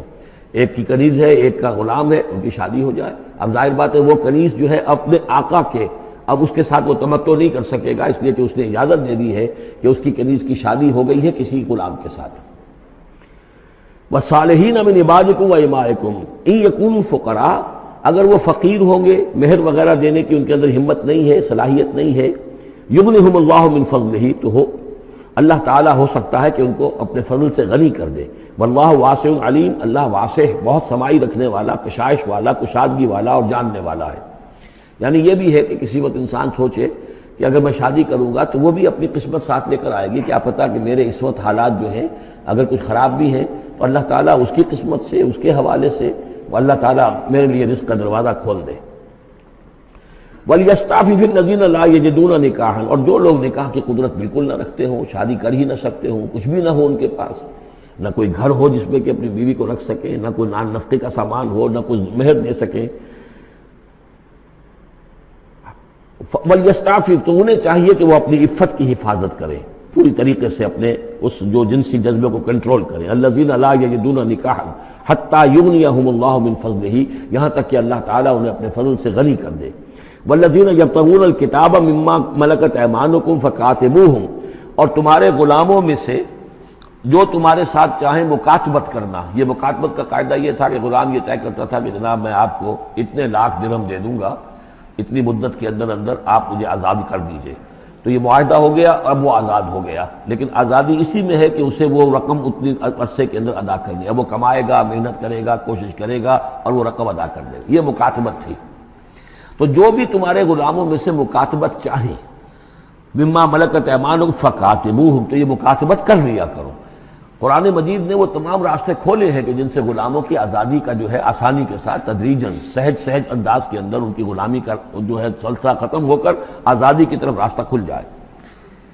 فَقَاتِلُوهُمْ إِنْ عَلِمْتُمْ فِيهِمْ خَيْرًا، اگر تم دیکھ رہے ہو ان کے اندر کہ خیر ہے، بھلائی ہے، واقعتاً یہ شخص اعتماد کیا جا سکتا ہے، یہ بھاگ نہیں جائے گا اور یہ جو بھی کرنا چاہ رہا ہے معاہدہ اس کو پورا کرنے کی اس کی نیت ہے۔ وَآتُوهُمْ مِنْ مَالِ اللَّهِ الَّذِي آتَاكُمْ، پھر ایسے لوگوں کو جنہوں نے مکاتبت کی ہو تم بھی مال دیا کرو، جو اللہ کا مال تمہارے پاس اللہ نے تمہیں دیا ہے، یعنی لوگ مدد بھی کریں اس کی تاکہ وہ اپنی اس رقم کو جلد از جلد ادا کر کے اور وہ پھر آزاد ہو جائے۔ وَلَا تُكْرِهُوا فَتَيَاتِكُمْ عَلَى الْبِغَاءِ، اور دیکھو اپنی باندیوں کو، چھوکریوں کو، یہ جو وہاں پہ باندیاں کنیزیں ہوتی تھی انہیں بدکاری پر مجبور نہ کرو۔ ان اردنا تحسنا، اگر وہ چاہیں کہ وہ پاک دامن رہیں، وہ کسی قلعے میں رہیں، اور ان سے چونکہ یہ بھی رواج وہاں تھا، ان باندیوں سے پھر وہ پیشہ کراتے تھے۔ اب یہ اصل میں اصلاح ہو رہی ہے اس معاشرے کی، اور اس کے اندر ان چیزوں کو رفتہ رفتہ روکا جا رہا ہے۔ جیسے سورہ نساء میں آیا تھا، ایسا بھی ہوتا تھا کہ باپ کی بیویاں جو ہیں اپنی جو سوتیلی مائیں ہیں انہیں اپنے گھر میں ڈال دیا،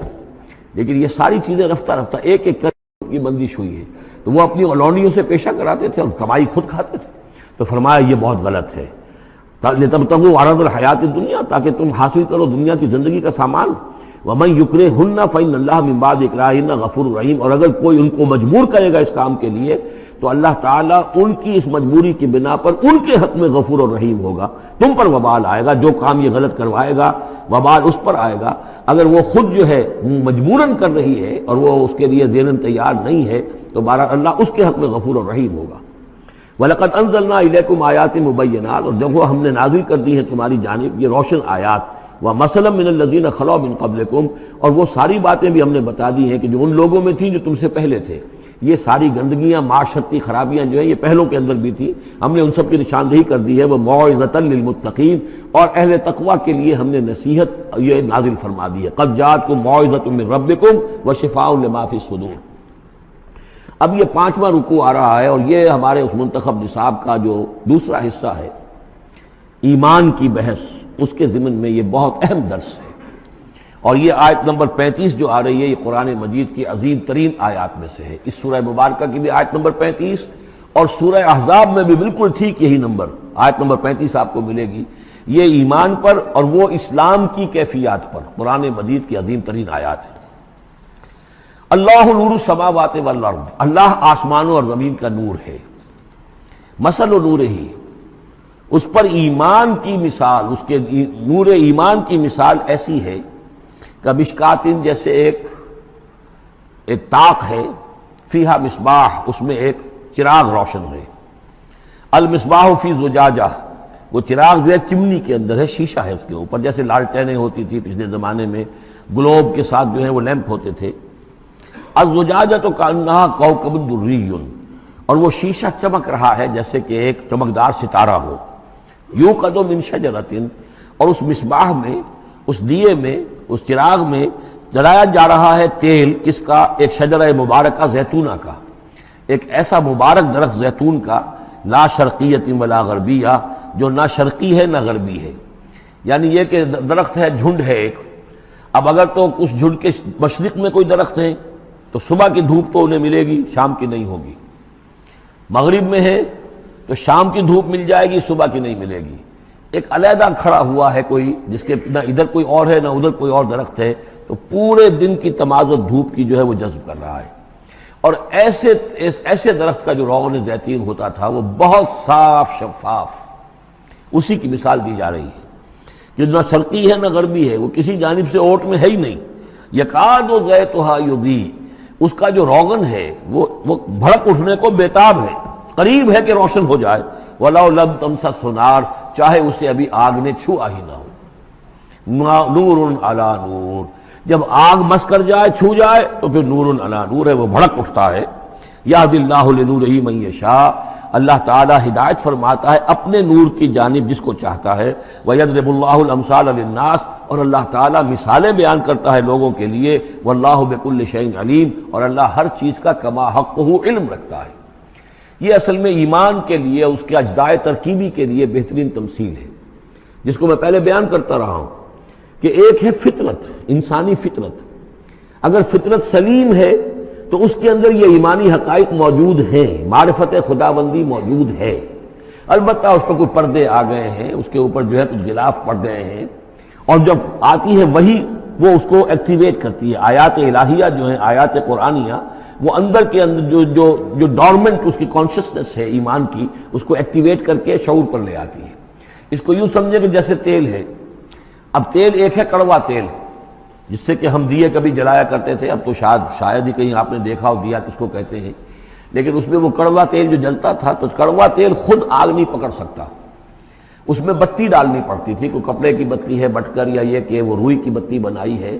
اس بتی کا پھر آگ لگاتے تھے تو جل تو رہا ہے تیل، لیکن بواسطہ بتی، براہ راست وہ تیل جلنے کی پوزیشن میں نہیں ہے۔ لیکن ایک تیل ہے پیٹرول،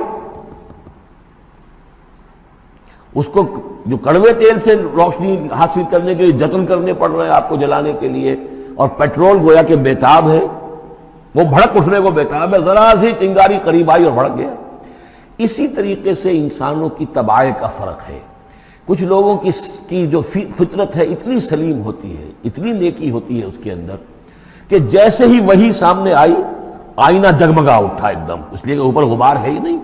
اس کے اوپر کوئی اور جو ہے پردے پڑے ہوئے ہیں ہی نہیں۔ یہ مثال صدیقین کی ہے جو میں نے کل بھی آپ سے عرض کیا تھا، کہ جیسے کہ حضور نے فرمایا میں نے جس کے سامنے بھی دعوت ایمان رکھی، اس نے کچھ نہ کچھ توقف اور تردد ضرور کیا، سوائے ابو بکر کے کہ ایک لحظے کا بھی توقف نہیں کیا۔ یہ اس لیے کہ ان کی فطرت اتنی سلیم تھی، گویا کہ وہ پیٹرول تھا ان کے اندر جو بھڑک اٹھنے کو بیتاب تھا، کہ ذرا قریب بھی اگر دیاسدائی آ گئی تو بھڑک اٹھے۔ لیکن کچھ لوگ وہ تھے کہ جن کا تیل اتنا صاف اور پاک نہیں تھا، ان میں کوئی تکدر تھا، انہیں وقت لگ گیا، اگرچہ یہ کہ بالآخر وہ ایمان لے آئے،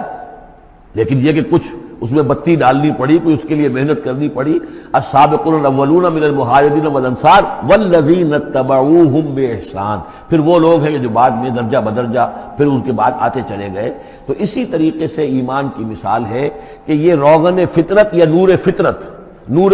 روح، روحانی نور جو ہمارے اندر ہے نور تجلی بھی اسی خاک میں پنہاں، غافل تندرا صاحب ادراک نہیں ہے۔ وہ جو ہماری روح کے اندر ہے، روح ملکوتی کے اندر جو نور ہے، یہ نور اور باہر سے جو قرآن کا نور، وحی کا نور آیا، ان دونوں کے نور کے اجتماع سے پھر نور علی نور کی کیفیت پیدا ہوئی۔ اب وہ نور ایمانی جو ہے وجود میں آ گیا۔ اللہ نور السماوات والارض مثل نورہ کمشکاۃ فیہا مصباح المصباح فی زجاجہ۔ اور ذہن میں رکھیے یہ ہمارا جو پنجر ہے پسلیوں کا، اس کی واقعتاً طاق کی سی شکل ہے، یہ نیچے سے چوڑا ہو رہا ہے، اوپر سے تنگ ہو رہا ہے، طاق ایسے ہی ہوتے تھے۔ ڈائفرام جو ہے وہ اس طاق کا گویا کہ فلور ہے، جو ہمارے ایبڈومینل کیویٹی کو چیسٹ کیویٹی سے علیحدہ کرنے والا عضو ہے، اور دل رکھا ہوا ہے اس کے اوپر، یہ گویا کہ چراغ ہے۔ اس دل میں نور ایمان ہوتا ہے، اس دل کے اندر جو ہے وہ اللہ کا نور، اور یہ نور بنا ہے دو چیزوں سے، ایک وہ نور فطرت جو اس کے اندر موجود تھا، اس کی روح کے اندر، اور ایک نور وحی۔ ان دونوں کے اجتماع سے نور علی نور، وہ نور جو ہے وہ نور ایمان کی شکل میں اس قلب کے اندر جو ہے وہ جاگزی ہوا اور قلب منور ہو گیا۔ المصباح فی زجاجہ، الزجاجۃ کأنہا کوکب دری یوقد من شجرۃ مبارکۃ زیتونۃ لا شرقیۃ ولا غربیہ یکاد زیتها یضیء ولو لم تمسسہ نار نور علی نور یہدی اللہ لنورہ من یشاء۔ یہ نور علی نور ہے، دو نوروں کے جمع ہونے سے یہ نور ایمان وجود میں آیا، نور فطرت، نور وحی۔ اور اللہ تعالیٰ ہدایت دیتا ہے اپنے نور کی جس کو چاہتا ہے، اور اللہ یہ مثالیں لوگوں کے لیے بیان کرتا ہے۔ باقی اللہ کو تو ہر شے کا کما حقہ علم ہے، مثال کی ضرورت انسانوں کے لیے ہے کہ جو ان لطیف حقائق کو ایسے ہی خود نہیں سمجھ سکتے۔ اب جن لوگوں کے دلوں میں یہ نور ایمان پیدا ہو جاتا ہے، ان کی ایک جھلک دکھائی جا رہی ہے کہ ان کی شخصیت، ان کی زندگی کی دلچسپیاں کیا ہوتی ہیں۔ فی بیوت اذن اللہ ان ترفع ویذکر فیہا اسمہ، ان گھروں میں جن کا کہ اللہ نے حکم دیا کہ انہیں بلند کیا جائے، یعنی مساجد۔ بلند کرنے سے مطلب یہ ہے کہ ان کو نمایاں بنایا جائے۔ ہر مسلمان آبادی میں معلوم ہو کہ مسجد ایک نمایاں شے ہے، یہ ضروری نہیں کہ اس کی ڈیکوریشن ہو، اس کے اوپر جو ہے خام خواہ تکلفات میں پیسے خرچ کیے جائیں، لیکن یہ کہ ایک تو یہ کہ وہ نمایاں ہونی چاہیے، معلوم ہو کہ اس آبادی کا مرکز یہ ہے۔ نمبر دو یہ ہے کہ ترفع، اس کو ہر طریقے سے، ہر معنوی گندگی سے بھی پاک رکھا جائے۔ وَيُذْكَرَ فِيهَا اسْمُهُ، اور اس میں اس کا نام لیا جائے، يُسَبِّحُ لَهُ فِيهَا بِالْغُدُوِّ وَالْآصَالِ، یہ جو صاحب ایمان لوگ ہیں جن کے دلوں میں ایمان کی قندیلیں روشن ہیں، یہ تسبیح کرتے ہیں اللہ کی ان گھروں کے اندر صبح کے وقت بھی اور شام کے وقت بھی۔ رجال، وہ جواں مرد، لا تلہیہم تجارۃ ولا بیع عن ذکر اللہ واقام الصلاۃ، جن کو غافل نہیں کر سکتی نہ کوئی تجارت نہ کوئی خرید و فروخت اللہ کی یاد سے اور نماز کے قائم کرنے سے، وایتاء الزکاۃ اور زکوٰۃ کے ادا کرنے سے۔ یخافون یومن، یہ سب کچھ کر کے بھی وہ ڈرتے رہتے ہیں، لرزاں و ترساں رہتے ہیں، کانپتے رہتے ہیں اس دن کے تصور سے، تتقلب فیہ القلوب والابصار، جس میں کہ دل بھی الٹ جائیں گے اور نگاہیں بھی الٹ جائیں گی۔ لیجزیہم اللہ احسن ما عملوا، تاکہ اللہ تعالیٰ ان کو بدلے میں دے بہترین جزا ان کے اعمال کی، ویزیدہم من فضلہ، اور اضافہ کرے اپنی طرف سے اپنے فضل میں سے، واللہ یرزق من یشاء بغیر حساب، اور اللہ تعالیٰ چاہتا ہے دیتا ہے جس کو چاہتا ہے بغیر حساب۔ اللہم ربنا اجعلنا منہم، یہ تو مومن صادق کے لیے ایمان ان کے دلوں میں ہے، اس کی تمثیل یہ ہے، اور ان کے کردار کی جھلک یہ ہے۔ اب ایک ہے بین بین کے لوگ، ایمان تو نہیں ہے لیکن کچھ نہ کچھ نیکی کے کام کرتے ہیں، کچھ اپنے دل کی تسلی کے لیے، کچھ اپنے ضمیر کو مطمئن کرنے کے لیے، ان کی نیکی حقیقی نیکی نہیں ہے۔ وہ لیس البر ان تولوا وجوہکم قبل المشرق والمغرب، اس آیت کو ذہن میں رکھیے۔ والذین کفروا، اور جو لوگ ایمان سے تہی ہیں، محروم ہیں، کافر ہیں، ان کی نیکیاں، ان کے اعمال کیا ہیں؟ کسراب، جیسے ریت ہو، سراب ہو، بقیعۃ، ایک چٹیل میدان میں، یحسبہ الظمآن ماء، پیاسا سمجھتا ہے کہ پانی ہے، حتی اذا جاءہ، یہاں تک کہ وہ جب وہاں پہ گھسٹ گھسٹ کر بھی پہنچتا ہے تو معلوم ہوتا ہے لم یجدہ شیئا، کچھ نہیں پاتا وہاں پر، ووجد اللہ عندہ، اور اللہ کو پاتا ہے وہاں موجود، فوفاہ حسابہ، تو اللہ تعالیٰ اس کا حساب اسے پورا چکا دیتا ہے، واللہ سریع الحساب، اور اللہ جو ہے حساب چکانے میں دیر نہیں لگاتا۔ یعنی یہ جو نیکیاں ہوتی جھوٹی نیکیاں، ملمے کی نیکیاں، حقیقی ایمان نہیں ہے، ایمان باللہ نہیں ہے، ایمان بالآخرت نہیں ہے، لیکن یوں ہی کچھ نہ کچھ نیکیاں ہیں، کچھ خدمت خلق کے کام ہے، اس طرح کی چیزیں اللہ کی نگاہ میں ان کی کوئی وقت نہیں۔ اس کے لیے پہلے ایک مثال سورہ ابراہیم میں آ چکی ہے، دوسری مثال یہ کہ یہ نیکیاں سراب کے مانند ہیں، جنہیں پیاسا سمجھتا ہے کہ یہ پانی ہے، حقیقت میں پانی نہیں ہے۔ اب تیسرا جو کردار ہے وہ یہ ہے کہ جن کے دلوں میں، جن کی زندگیوں میں یہ جھوٹ موٹ کی نیکی بھی نہیں ہے، نفس پرستی اور دنیا پرستی، اور ان کے اندر ہر طرح کی گندگی جو ہے وہ آ چکی ہے۔ ان کی مثال کیا ہے؟ او کظلمات فی بحر اللجی، یا جیسے کہ اندھیرے ہوں ایک بڑے گہرے سمندر میں، یغشاہ موج، اس کے اوپر ایک موج چڑھی ہوئی ہو، من فوقہ موج، اس کے اوپر ایک اور موج ہو، من فوقہ سحاب، اور اوپر جو ہے بادل بھی ہوں۔ یعنی اندھیری رات ہے، کوئی روشنی نہیں، اوپر بادل ہے، نہ چاند اور ستاروں کی کوئی روشنی نہیں آ رہی، اور اس کے ساتھ ہی یہ ہے کہ موج کے اوپر موج چڑھی ہوئی ہے۔ ظلمات بعضها فوق بعض، یہ اندھیروں پر اندھیرے ہیں۔ اذا اخرج یدہ لم یکد یراہا، جب وہ اپنا ہاتھ نکالتا ہے تو اس کو بھی نہیں دیکھ سکتا، جسے ہم کہتے ہیں اپنے محاورے میں ہاتھ کو ہاتھ سجائی نہیں دیتا۔ وَأَلَّمْ يَجْعَلِ اللَّهُ لَهُ نُورًا، اور جس کو اللہ تعالیٰ ہی نے کوئی نور عطا نہ کیا ہو، فما لہ من نور، تو اس کے لیے پھر کہیں کوئی نور نہیں ہے۔ یہ وہ لوگ ہیں کہ جن کی زندگیاں کسی ملمے کی نیکی سے بھی خالی ہیں، اندھیارے ہی اندھیارے ہیں، ظلمات فوق بعضها فوق بعض۔ الم تر ان اللہ یسبح له من فی السماوات والارض، کیا تم دیکھتے نہیں ہو کہ اللہ کی تسبیح کرتی ہے وہ سب چیزیں، وہ سب وہ کرتے ہیں، وہ سب جو آسمانوں میں ہے اور جو زمین میں ہے، اور نہ صرف آسمانوں اور زمین میں بلکہ ان دونوں کے مابین جو السماء میں جو ہے، والطیر صافات، اور یہ جو پرندے ہیں جو اپنے پروں کو پھیلائے ہوئے ہیں، یہ بھی اللہ کی تسبیح کر رہے ہیں۔ کل قد علم صلاتہ و تسبیحہ، ہر ایک کے علم میں ہے، ہر ایک نے جان لی ہے اپنی نماز، اپنی صلاۃ اور اپنی تسبیح۔ یہ وہی بات ہے جو سورہ بنی اسرائیل میں آ چکی ہے، وَإِن مِّن شَيْءٍ إِلَّا يُسَبِّحُ بِحَمْدِهِ وَلَٰكِن لَّا تَفْقَهُونَ تَسْبِيحَهُمْ، کوئی شے نہیں ہے اس کائنات میں جو اللہ کی تسبیح و تحمید نہ کر رہی ہو، لیکن تمہیں اس کا شعور نہیں ہو سکتا۔ وَاللَّهُ عَلِيمٌ بِمَا يَفْعَلُونَ، اور جو کچھ وہ کرتے ہیں اللہ کے علم میں ہے۔ وَلِلَّهِ مُلْكُ السَّمَاوَاتِ وَالْأَرْضِ، اور اللہ ہی کے لیے ہے آسمانوں اور زمین کی بادشاہی۔ وَإِلَى اللَّهِ الْمَصِيرُ، اور اللہ ہی کی طرف لوٹ جانا ہے۔ الم تر ان اللہ یسجی سحابا، کیا تم دیکھتے نہیں ہو کہ اللہ تعالیٰ ہانک کر لاتا ہے بادلوں کو، کہاں سے ہوائیں لے کر چل رہی ہیں بادلوں کو، کہیں تو بے آف بنگال سے وہ اٹھی ہیں مانسون کی ہوائیں، اور کہاں تک پہنچ جاتی ہیں پاکستان تک۔ ان اللہ یسجی سحابا ثم یؤلف بینہ، پھر ان بادلوں کو آپس میں جوڑ دیتا ہے، ثم یجعلہ رکاما، پھر ان کو تہ بر تہ کر دیتا ہے۔ اب یہ تہ بر تہ کا معاملہ جو ہے، دیکھیے ہوائی سفر جس نے کیا ہے اسے اس کا تجربہ ہوتا ہے. جب جہاز چڑھتا ہے تب بھی وہ جب بادلوں کے اندر سے گزرتا ہے تو صاف نظر آتا ہے ایک تہ، اس کے بعد پھر خلا ہے، پھر ایک اور تہ، پھر خلا ہے، پھر ایک اور تہ، اترتے ہوئے بھی اسی طریقے سے تہ بر تہ بادل. رکامن فتر الودق یخرج من خلالہ، تو تم دیکھتے ہو کہ بارش برستا ہے ان دونوں، ان کے بین سے، ان کے بیچ سے برستی ہے بارش، پانی برستا ہے. وَيُنَزِّلُ مِنَ السَّمَاءِ مِن جِبَالٍ فِيهَا مِن بَرَدٍ، اور اللہ تعالیٰ اتارتا ہے آسمان سے وہ پہاڑ بھی کہ جن میں وہ اولے ہوتے ہیں، یعنی یہ کہ اولے جو آ رہے ہیں زمین پر تو معلوم ہوتا ہے کہ جیسے ان کے بھی کوئی پہاڑ ہے آسمانوں کے اندر. فَيُصِيبُ بِهِ مَن يَشَاءُ، تو اللہ تعالیٰ یہ اولے برسا دیتا ہے جس پر چاہتا ہے، یعنی جس کی کھیتی برباد اللہ کو کرنی ہوتی ہے کسی سبب سے، اس کی کھیتی کے اوپر یہ اولے جا کے برس جاتے ہیں. وَيَصْرِفُهُ عَن مَن يَشَاءُ،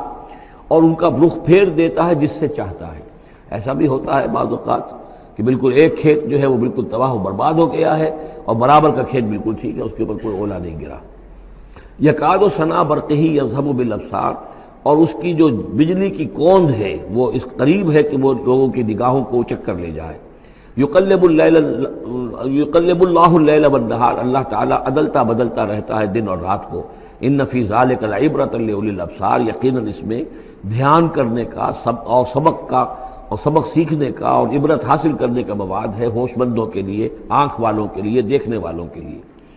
واللہ خلق کل دابۃ من ماء، اور اللہ نے بنائی ہے ہر جاندار چیز اس زمین کے اوپر پانی سے. فمنہم من یمشی علی بطنہ، اب ان جانداروں میں سے جو زمین میں اللہ نے بنائے ہیں وہ بھی ہے کہ جو اپنے پیٹ کے بل پر چلتے ہیں، یہ ریپٹائلز جن کو ہم کہتے ہیں، ریپٹائلز ہیں جو اپنے پیٹ کے بل پر چل رہے ہیں. منہم من یمشی علی رجلین، اور ان میں وہ بھی ہیں کہ جو دو ٹانگوں پر چلتے ہیں. اب ہم بھی انہی میں سے ہیں، اور باقی شمپنزی اور گوریلاز بھی ہیں، اور بھی ایسے ہوں گے کہ جو دو ٹانگوں پر چلتے ہوں. وَمِنْهُمْ مَنْ يَمْشِي عَلَىٰ أَرْبَعٍ، سب سے زیادہ کثیر تعداد جو ہے وہ زمینی حیوانات کے اندر ان کی ہے کہ جو چار پر چلتے ہیں.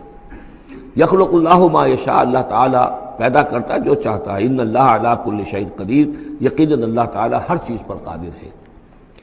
اب کافی عرصے کے بعد منافقین کا تذکرہ قرآن مجید میں ہو رہا ہے، چونکہ یہ ہم نے سورہ یونس سے لے کر اور سورہ مومنون تک جو 14 صورتیں پڑھی ہیں ان میں تو سارا معاملہ تھا مشرکین عرب سے، کفار سے، مشرکین سے. ساری بحث ان سے تھی. کہیں کہیں گفتگو کا رخ جو ہے وہ اہل کتاب کی طرف ہوئے سخن، بغیر انہیں باضابطہ خطاب کیے ہوئے، اور یا پھر تیسرا خطاب حضور سے ہے ذاتی، اور حضور کی وصیت سے اہل ایمان کے ساتھ. اور ابھی وہاں نفاق کا کوئی اس قسم کا موجود نہیں تھا معاملہ کہ منافقین کے ساتھ کوئی رد و قدا ہوتی. لیکن یہ تو چونکہ سورہ نازل ہو رہی ہے سن 6 ہجری میں، یہ گویا کہ یوں سمجھیے کہ عین مدنی جو دور ہے اس کا عین وسط ہے. بالکل سن 11 میں حضور کا انتقال ہوا ہے، تو سن 6 یوں سمجھیے کہ ان دونوں کے بالکل وسط کے اندر ہے. یہ بالکل درمیانی دور ہے مدنی دور کا. یہاں پر اب تذکرہ ہو رہا ہے منافقین کا. لقد انزلنا آیات مبینات، ہم نے نازل کی ہیں روشن آیات. واللہ یہدی من یشاء الی صراط مستقیم، اور اللہ تعالیٰ ہدایت دیتا ہے جس کو چاہتا ہے سیدھے راستے کی طرف. وَيَقُولُونَ آمَنَّا بِاللَّهِ، اور کچھ لوگ وہ بھی ہیں جو کہتے ہیں ہم ایمان لائے اللہ پر، وبالرسول، اور اللہ کے رسول پر، وَأَطَعْنَا، اور ہم نے اطاعت قبول کی. ثُمَّ يَتَوَلَّىٰ فَرِيقٌ مِّنْهُمْ، پھر ان میں سے ایک جماعت جو ہے پیٹھ موڑ کر جاتی ہے. مِن بَعْدِ ذَلِكَ، اس کے بعد، یعنی اب اس کے بعد یہ سب کچھ کہہ کر قول و قرار کر کے اطاعت کا یہاں دم بھر کر جاتے ہیں، لیکن پھر طرز عمل ان کا کچھ اور ہوتا ہے. وَمَا أُولَٰئِكَ بِالْمُؤْمِنِينَ، اور یہ لوگ حقیقی مومن نہیں ہیں. وَإِذَا دُعُوا إِلَى اللَّهِ وَرَسُولِهِ لِيَحْكُمَ بَيْنَهُمْ، اور جب انہیں پکارا جاتا ہے، بلایا جاتا ہے کہ آؤ اللہ کی طرف اور رسول کی طرف کہ ان کے مابین فیصلے کرے. یہ سورہ نساء میں ہم یہ سارے مضامین بڑی تفصیل سے پڑھ چکے ہیں کہ وہ لوگ چاہتے تھے کہ اپنے مقدمات جو ہیں وہ یہودیوں کی عدالت میں لے جائیں، اس لیے کہ حضور کے ہاں انہیں اندیشہ ہوتا تھا کہ یہاں تو بالکل صحیح فیصلہ ہو جائے گا. تو اس طرح کا جو ان کا کردار تھا کہ جب انہیں بلایا جاتا ہے اللہ کے اور اس کے رسول کی طرف کہ آؤ کہ وہ فیصلہ کرے تمہارے مابین، اذا فریق منہم معرضون، تو ان میں سے ایک گروہ اور ایک جماعت ایسی ہے جو اعراض کرتی ہے اور کرنی کترا جاتی ہے. وَإِن يَكُن لَهُمُ الْحَقُّ يَأْتُوا إِلَيْهِ مُذْعِنِينَ، اور اگر ان کو معلوم ہو کہ حق ہمارے ساتھ ہے، یعنی ہم حق پر ہیں اس مقدمے میں، تو پھر وہ آتے ہیں بڑا یقین کا اظہار کرتے ہوئے، اذعان کے ساتھ اور یقین کے ساتھ اور اپنے ایمان کا اظہار کرتے ہوئے، کیونکہ انہیں یقین ہے کہ ہمارا کیس سچا ہے اور حضور کی عدالت میں ہم جائیں گے تو ہمارے حق میں فیصلہ ہو جائے گا، تو اب کوئی رکاوٹ نہیں. یاتوا الیہ مذعنین، خوب یقین کا اعتماد کا اظہار کرتے ہوئے آتے ہیں۔ افی قلوبہم مرض، کیا ان کے دلوں میں روگ ہے؟ ام ارتابوا، یا یہ شکوک میں مبتلا ہو گئے ہیں؟ ام یخافون ان یحیف اللہ علیہم، یا انہیں یہ اندیشہ ہے کہ اللہ تعالیٰ جو ہے ان کے ساتھ ناانصافی کرے گا، ورسولہ، اور اس کے رسول، بل اولئک هم الظالمون، نہیں بلکہ حقیقت میں یہی ظالم ہیں۔ ایمان کی اصل حقیقت سے چونکہ یہ محروم ہے، لہذا ساری غلطی ان کے اپنے کردار میں ہے۔ انما کان قول المؤمنین اذا دعوا الی اللہ ورسولہ لیحکم بینہم، جو حقیقی مومن ہوتے ہیں ان کو تو جب بلایا جاتا ہے اللہ کی طرف اور اس کے رسول کی طرف کہ وہ فیصلہ کرے ان کے مابین، تو ان کا قول تو یہی ہوتا ہے ان یقولوا سمعنا واطعنا، کہ وہ کہتے ہیں کہ ہم نے سنا اور ہم نے مانا، ہم حاضر ہیں، جو بھی فیصلہ محمد رسول اللہ کا ہوگا ہم اسے بصر و چشم تسلیم کریں گے۔ انما کان قول المؤمنین اذا دعوا الی اللہ ورسولہ لیحکم بینہم ان یقولوا سمعنا واطعنا واولئک هم المفلحون، اور یقیناً وہی لوگ ہیں جو پھر فلاح پانے والے ہیں۔ ومن یطع اللہ ورسولہ، اور جو اللہ کی اور اس کے رسول کی اطاعت کرتا ہے، ویخشى اللہ ویتقہ، اور اللہ کا خوف بھی رکھتا ہے اور اس کا تقوی اختیار کرتا ہے، فاولئک هم الفائزون، تو یقیناً وہی لوگ ہیں کہ جو کامیاب ہونے والے ہیں۔ وہ اکثر کہتے ہیں، اللہ تعالیٰ کی قسمیں کھاتے ہیں اپنی امکانی حد تک، لئن امرتہم، اے نبی اگر آپ حکم دیں گے، لَيَخْرُجُنَّ، تو لازماً نکل جائیں گے۔ آپ حکم دے دیا، میں اب حاضر ہیں، ویسے میری یہ مجبوری ہے، یہ میری تکلیف ہے، یہ مسئلہ ہے، ویسے آپ حکم دیں گے اگر، تو میں بالکل حاضر ہوں۔ یہ آپ کو اب بھی معلوم ہوگا کہ ہماری جماعتی زندگیوں کے اندر یہ مسئلہ ہوتا ہے کہ کوئی امیر ہے، اس نے ایک بات کہی ہے، کھل کر اس نے کہہ دیا ہے کہ میں یہ چاہتا ہوں کہ معاملہ اس طرح کیا جائے۔ اب کچھ لوگ کرنے کا اتراتے ہیں، اچھا جی اگر آپ حکم دیں گے تو میں کروں گا۔ لیکن یہ کیا بات ہے؟ جب وہ امیر ہے آپ کا اور وہ بات کہہ رہا ہے تو اس کی بات کو آپ حکم کیوں نہیں سمجھ رہے؟ اسی طریقے سے حضور صلی اللہ علیہ وسلم نے جب فرما دیا ہے کہ نکلنا ہے، اب دشمن کے مقابلے کے لیے نکلو، اب آپ چاہتے ہیں پی کال کر کے حضور ایک ایک کی خوشامد کریں کہ آئیے آپ ضرور نکلیے، خدا کے لیے ضرور چلیے، یہ حضور کرنے والے نہیں ہیں۔ وَأَقْسَمُوا بِاللَّهِ جَهْدَ أَيْمَانِهِمْ، اور یہ اللہ کی قسمیں کھا کھا کر کہتے ہیں اپنی امکانی حد تک، لئن امرتہم، اے نبی آپ کا حکم ہوگا تو میں حاضر ہوں، لَيَخْرُجُنَّ، ہم ضرور نکلیں گے۔ قُلْ لَا تُقْسِمُوا، اے نبی ان سے کہیے تم قسمیں مت کھاؤ، طاعۃ معروفہ، معروف طریقے پر اطاعت اختیار کرو۔ تم نے اعلان کیا ہے کہ تم مجھ پر ایمان لائے ہو، تم نے اعلان کیا ہے کہ تم مجھے اللہ کا رسول سمجھتے ہو، اب جو میں کہہ رہا ہوں اسے قبول کرو، اختیار کرو۔ یہ کیا ہے کہ میں کسی کو ایک ایک کو علیحدہ علیحدہ حکم دوں؟ ان اللہ خبیر بما تعملون، یقیناً جو کچھ تم کر رہے ہو اللہ اس سے باخبر ہے۔ قل اطیعوا اللہ واطیعوا الرسول، اے نبی کہہ دیجئے۔ اب دیکھیے نوٹ کر لیجئے، سورہ نساء میں نے تفصیل سے آپ کو بیان کیا تھا کہ منافقین پر تین ہی چیزیں بھاری تھیں۔ نمبر ایک، حضور کی شخصی اطاعت کرنا، نمبر دو، جہاد اور قتال کے لیے نکلنا، نمبر تین، ہجرت۔ تین ایشوز کے اوپر بڑی تفصیل سے وہاں گفتگو ہو چکی ہے۔ یہاں اطاعت رسول کو جو ہے، جو پہلا مضمون تھا سورہ نساء میں، اسی کو زیادہ موقت کیا جا رہا ہے۔ قل اطیعوا اللہ واطیعوا الرسول، کہیے ان سے اطاعت کرو، اللہ کی اطاعت کرو، اس کے رسول کی صلی اللہ علیہ وسلم۔ فإن تولوا، پھر اگر یہ پیٹھ موڑ لے، اگر تم منہ پھیرو گے، اگر منہ موڑ لو گے، فإنما علیہ ما حمل، تو سن لو ہمارے نبی پر ذمہ داری ہے اس کام کی جو ہم نے ان پر ڈالا ہے۔ وعلیکم ما حملتم، اور تم سے باز پرس ہوگی اس کی جو تمہارے اوپر ڈالا گیا ہے۔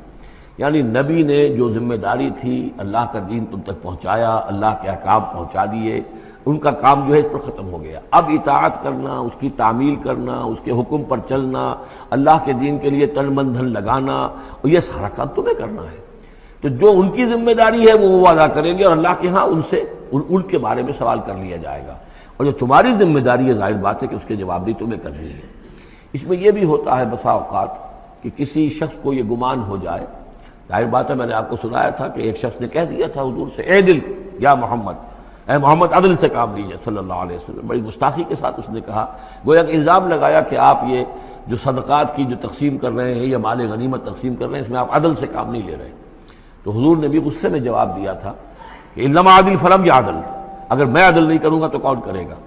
اسی طریقے سے ہو سکتا ہے کسی جماعتی زندگی کے اندر کوئی امیر ہے اور اس سے کوئی شخص یہ محسوس کرے، اس کا ساتھی، کہ مجھ پر زیادتی کی ہے انہوں نے، امیر نے زیادتی کی ہے، کوئی بات نہیں، امیر نے زیادتی کی ہے تو امیر اس کی جواب دہی اللہ کے ہاں کر لے گا، اللہ تعالیٰ کے ہاں جواب دہی ہو جائے گی، اور اگر ہو سکتا ہے اس کے کچھ جو بھی نیکیاں ہے وہ تمہارے حساب میں اللہ تعالیٰ درج کر دے۔ لینا دینا وہاں ہو جائے گا، ڈیبٹ کریڈٹ ہو جائے گا، لیکن اس کا مطلب یہ ہو کہ ناراض ہو کر بیٹھ رہا ہو کہ اب اپنی ذمہ داری ادا نہیں ہو رہی، تو پھر تو جواب دہی تمہاری ہو جائے گی اللہ کے ہاں، ایکسپلیشن کال تمہاری ہو جائے گی کہ ناراض ہو کر بیٹھ رہے ہیں کیونکہ انہوں نے میرے ساتھ یہ کیا ہے لہذا میں بس اب کام کچھ نہیں کروں گا۔ یہ تو گویا کہ ایک منفی طرز عمل ہے، تمہیں جواب دہی کرنی ہے اپنے فرائض کی، اپنی ذمہ داریوں کی۔ تو یہ جماعتی زندگی سے متعلق بعض بہت اہم ہیں جو مباحث اس سورہ مبارکہ میں آئے ہیں، اور ان میں سے بعض ہمارا جو منتخب نصاب نمبر 2 ہے جو اس سورہ مبارکہ کی آخری آیات ہیں وہ اس کے ایک درس کی حیثیت سے اس میں شامل ہے۔ جو جماعتی زندگی جو ہے، جب ایک جماعت بنانی پڑے گی، اگر دین کا کام کرنا ہے تو اکیلے اکیلے تو نہیں ہو سکتا، جماعت کا نظم ہو، ایک ڈسپلن ہو، ایک حزب اللہ وجود میں آئے جو سورہ مائدہ میں ہم دیکھ آئے ہیں، فَإِنَّ حِزْبَ اللَّهِ هُمُ الْغَالِبُونَ، غلبہ جو ہے تو وہ حزب اللہ کو اللہ تعالیٰ دیتا ہے، ید اللہ علی الجماعہ، جماعت کے اوپر اللہ کا ہاتھ ہے، جماعت کی کو اللہ کی نصرت اور تائید حاصل ہوتی ہے۔ اس جماعتی زندگی کے بعد ایسے نفسیاتی معاملات ہوتے ہیں اور اس کے اندر بعض ایسے حساس مسائل ہوتے ہیں کہ جن کے بارے میں بڑی عمدہ رہنمائی دی گئی ہے مختلف مقامات پر، ان پر ہم نے پھر مرتب کیا ہے منتخب نصاب، مطالعہ قرآن حکیم کا منتخب نصاب نمبر 2۔ قُلْ اطیعوا اللہ واطیعوا الرسول، ان پر جو ذمہ ہے وہ ان کی اپنی ذمہ داری کا، اور جو تمہارے اوپر جو بوجھ ہے، جو تمہاری مسئولیت ہے وہ تمہاری ذمہ داری کی۔ وَإِن تُطِيعُوهُ تَهْتَدُوا، اور جان لو یہ اللہ کے رسول ہیں، اگر تم ان کی اطاعت پر کاربند رہو گے تبھی تم ہدایت یافتہ ہوگے۔ وَمَا عَلَى الرَّسُولِ إِلَّا الْبَلَاغُ الْمُبِينُ، اور ہمارے رسول پر سوائے صاف صاف پہنچا دینے کے اور کوئی ذمہ داری نہیں ہے۔ اب جو آیت آ رہی ہے یہ بھی طویل آیات میں سے اور عظیم ترین آیات میں سے آیت استخلاف، یہ خلافت کا جو اللہ تعالیٰ نے وعدہ کیا ہے اس امت سے۔ وعد اللہ الذین آمنوا منکم وعملوا الصالحات، اے مسلمانوں اللہ کا وعدہ ہے تم میں سے ان لوگوں کے ساتھ جو ایمان اور عمل صالح کی شرطیں پوری کر دیں گے۔ یہ نام کے مسلمان، نسلی مسلمان جو اللہ کے حکم پر چلتے بھی نہ ہوں، اللہ کے احکام کے مطابق عمل نہ کرتے ہوں، دین کے لیے تن من دھن لگانے کو تیار نہ ہوں، ان سے یہ وعدہ نہیں ہے۔ وعدہ ہے حقیقی اہل ایمان جو ایمان حقیقی کی شرط پوری کرے اور ایمان کے جو عملی تقاضے ہیں ان کو بھی بجا لائے۔ وعد اللہ الذین آمنوا منکم وعملوا الصالحات لیستخلفنہم فی الارض، کہ وہ انہیں زمین میں خلافت عطا کرے گا، حکومت عطا کرے گا، غلبہ عطا کرے گا، کما استخلف الذین من قبلہم، جیسے کہ اس نے خلافت عطا کی تھی ان کو جو ان سے پہلے تھے، حضرت داؤد کو، حضرت طالوت کو، حضرت سلیمان کو جو خلافت دی گئی، بعد میں بھی مکابی حکومت قائم ہوئی ہے، اس میں بھی خلافت قائم ہوئی، تو یہ خلافت جیسے پہلے ہم نے دی تھی سابقہ امت مسلمہ کو، ایسے ہی اے امت محمد صلی اللہ علیہ وسلم تمہیں بھی خلافت دی جائے گی، بشرطے کہ ایمان اور عمل صالح کی یہ 2 شرطیں تم پوری کرو۔ اب یہ خلافت جو ہے اس کو 3 انداز میں یہاں بیان کیا گیا ہے۔ لَيَسْتَخْلِفَنَّهُمْ فِي الْأَرْضِ، انہیں لازماً خلافت دے گا زمین میں، حکومت دے گا، کما استخلف الذین من قبلہم، جیسے کہ خلافت دی تھی اور حکومت دی تھی ان کو کہ جو ان سے پہلے تھے۔ وَلَا يُمَكِّنَنَّ لَهُمْ دِينَهُمُ الَّذِي ارْتَضَىٰ لَهُمْ، اور ان کے اس دین کو زمین میں غلبہ عطا کرے گا، قوت عطا کرے گا، تمکن عطا کرے گا جو اللہ نے ان کے لیے پسند کر لیا ہے۔ ظاہر بات ہے مسلمانوں کی خلافت ہے تو اس کے معنی کیا ہے؟ اللہ کے دین کا غلبہ ہے، وہ تو بات تو ایک ہی ہے، اللہ کا دین غالب، اس کے کیا معنی ہے؟ مسلمانوں کی خلافت۔ تو چیز ایک ہی ہے لیکن یہاں 3 الفاظ لا کر اس کی اہمیت کو نمایاں کیا جا رہا ہے 3 اعتبارات سے۔ وَلَا يُمَكِّنَنَّ لَهُمْ دِينَهُمُ الَّذِي ارْتَضَىٰ لَهُمْ، اب یہاں دیکھیے وہی لام مفتوح شروع میں فعل مضارع سے اور اس کے بعد یہ نون مشدد، یہ سارے وعدے نہایت تاکیدی وعدے ہیں۔ لَيَسْتَخْلِفَنَّهُمْ فِي الْأَرْضِ كَمَا اسْتَخْلَفَ الَّذِينَ مِن قَبْلِهِمْ وَلَيُمَكِّنَنَّ لَهُمْ دِينَهُمُ الَّذِي ارْتَضَىٰ لَهُمْ، واللہ نے دین کون سا ہے جو پسند کر لیا ہے؟ الْيَوْمَ أَكْمَلْتُ لَكُمْ دِينَكُمْ وَأَتْمَمْتُ عَلَيْكُمْ نِعْمَتِي وَرَضِيتُ لَكُمُ الْإِسْلَامَ دِينًا، یہ آیت ہم پڑھ چکے ہیں سورہ مائدہ میں۔ اور تیسری بات وَلَا يُبَدِّلَنَّهُم مِّن بَعْدِ خَوْفِهِمْ أَمْنًا، اللہ تعالیٰ ان کے خوف کی کیفیت جو ہے اس کو بدل دے گا امن کی کیفیت سے۔ ظاہر بات ہے جب تک کہ مسلمان کمزور تھے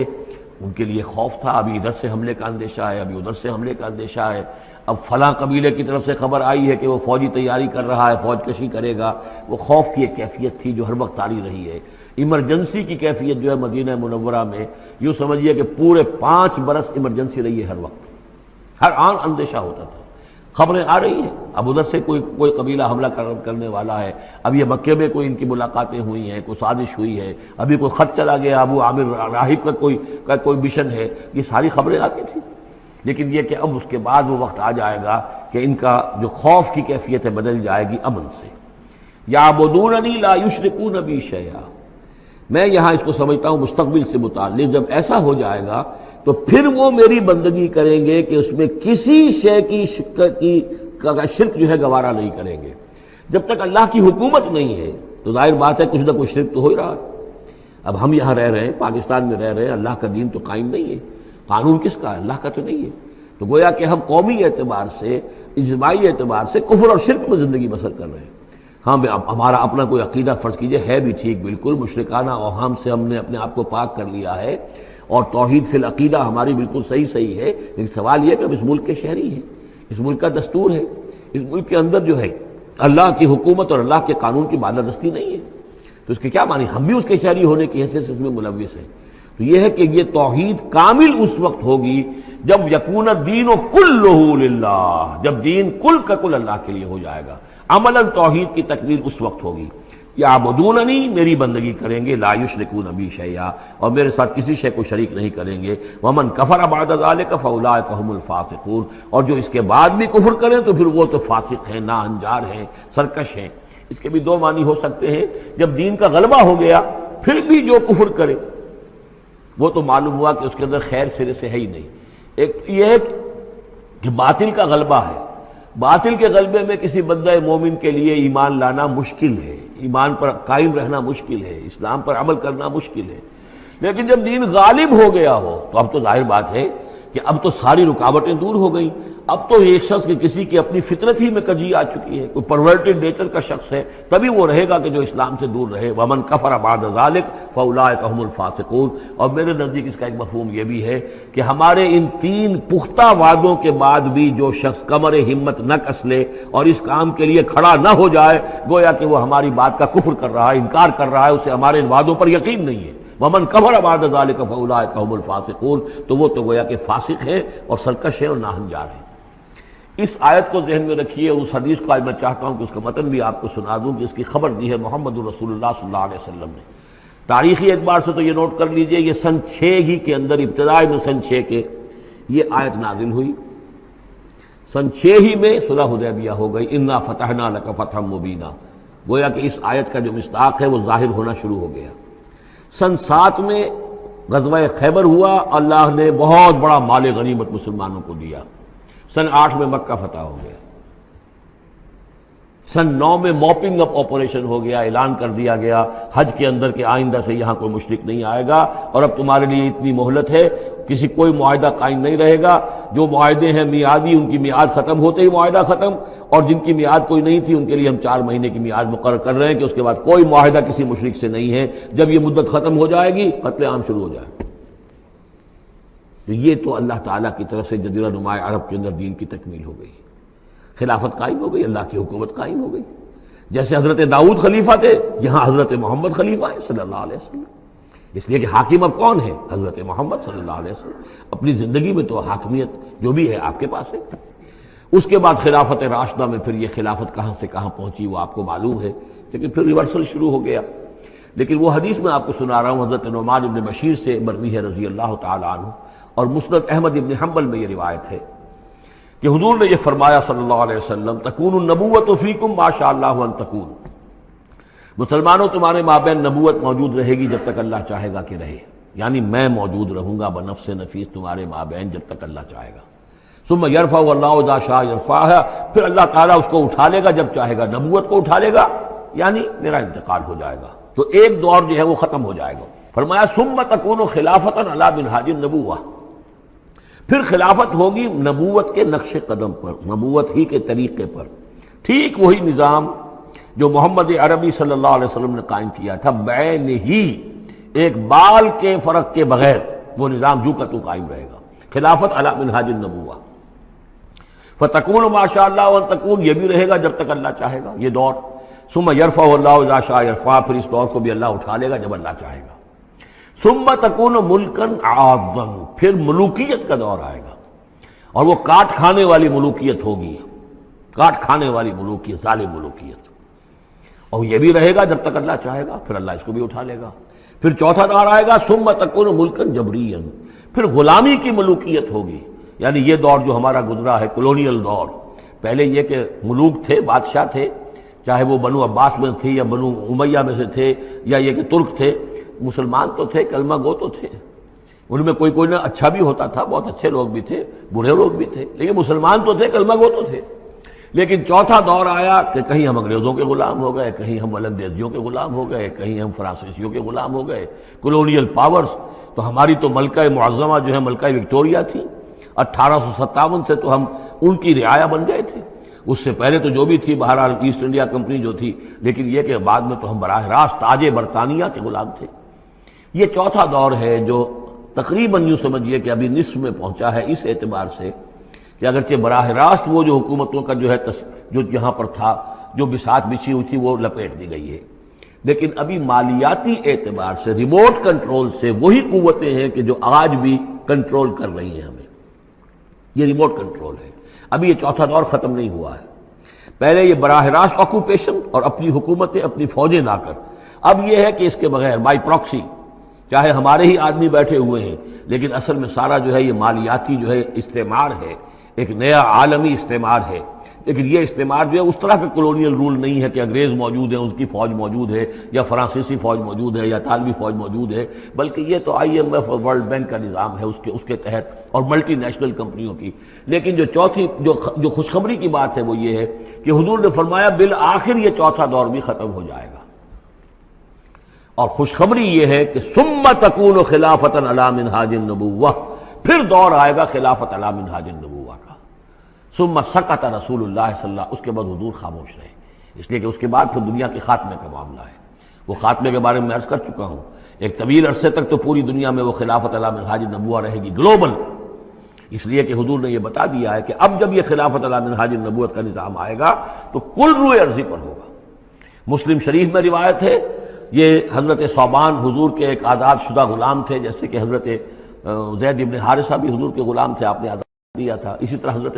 ثوبان بھی ہے، مولا ان ثوبان مولا رسول اللہ صلی اللہ علیہ وسلم۔ اس میں روایت کیا ہے، حضور نے فرمایا ان اللہ زوالی الارض، اللہ نے میرے لیے ساری زمین کو لپیٹ دیا یا سکیڑ دیا، فرائے تو مشارقہا و مغاربہا، تو میں نے سارے مشرق دیکھ لیے زمین کے، سارے مغرب دیکھ لیے،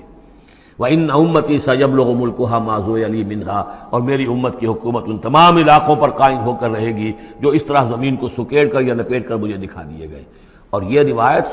صحیح مسلم کی ہے۔ اسی طرح کی ایک اور حدیث ہے حضرت مقداد بن الاسود سے رضی اللہ تعالی عنہ کہ اس روئے ارضی پر کوئی گھر اور کوئی خیمہ نہیں بچے گا، یعنی سیٹلڈ جو علاقے ہیں جہاں گھر ہیں، شہر ہیں، گھر بنے ہوئے ہیں، مکان بنے ہوئے ہیں، یا نومیڈک ٹرائبز جہاں بھی ہیں کہ وہ اپنے خیمے لے کے ادھر سے ادھر جاتے رہتے ہیں، نہ کوئی گھر بچے گا، نہ خیمہ جس میں اللہ کا دین داخل نہ ہو جائے۔ بعز عزیز اور ذل ذلیل، یا تو یہ کہ گھر اور خیمے والا اسلام قبول کرے گا، اسلام اس کے گھر میں داخل ہوگا، اس کا بھی اعزاز ہوگا، اور یا وہ گھر والا اسلام قبول نہیں کرے گا لیکن اسلام کی بالادستی جو ہے تسلیم کرنی پڑے گی۔ یؤتوا الجزیۃ عن ید وہم صاغرون، یہ جو ہم پڑھ آئے ہیں سورہ توبہ کے اندر، تو گویا کہ اس کے گھر میں بھی اسلام تو آ گیا لیکن وہ بدبخت جو ہے اسلام کی نعمت سے اور اس کے اعزاز سے محروم رہا۔ یہ ہے وہ خبر کہ جو ہے صحیح احادیث ہیں، اور یہ منطقی طور پر بھی سمجھ لیجئے کہ قرآن مجید میں یہ بات واضح کر دی گئی کہ حضور کو بھیجا گیا غلبہ دین کے لیے، 3 دفعہ فرمایا۔ سورہ توبہ میں ہم پڑھ چکے ہیں، 2 مرتبہ آگے اور آنا ہے، هو الذی ارسل رسولہ بالہدی ودین الحق لیظہرہ علی الدین کلہ، اور 5 مرتبہ فرمایا کہ حضور کو بھیجا گیا پوری نوع انسانی کے لیے۔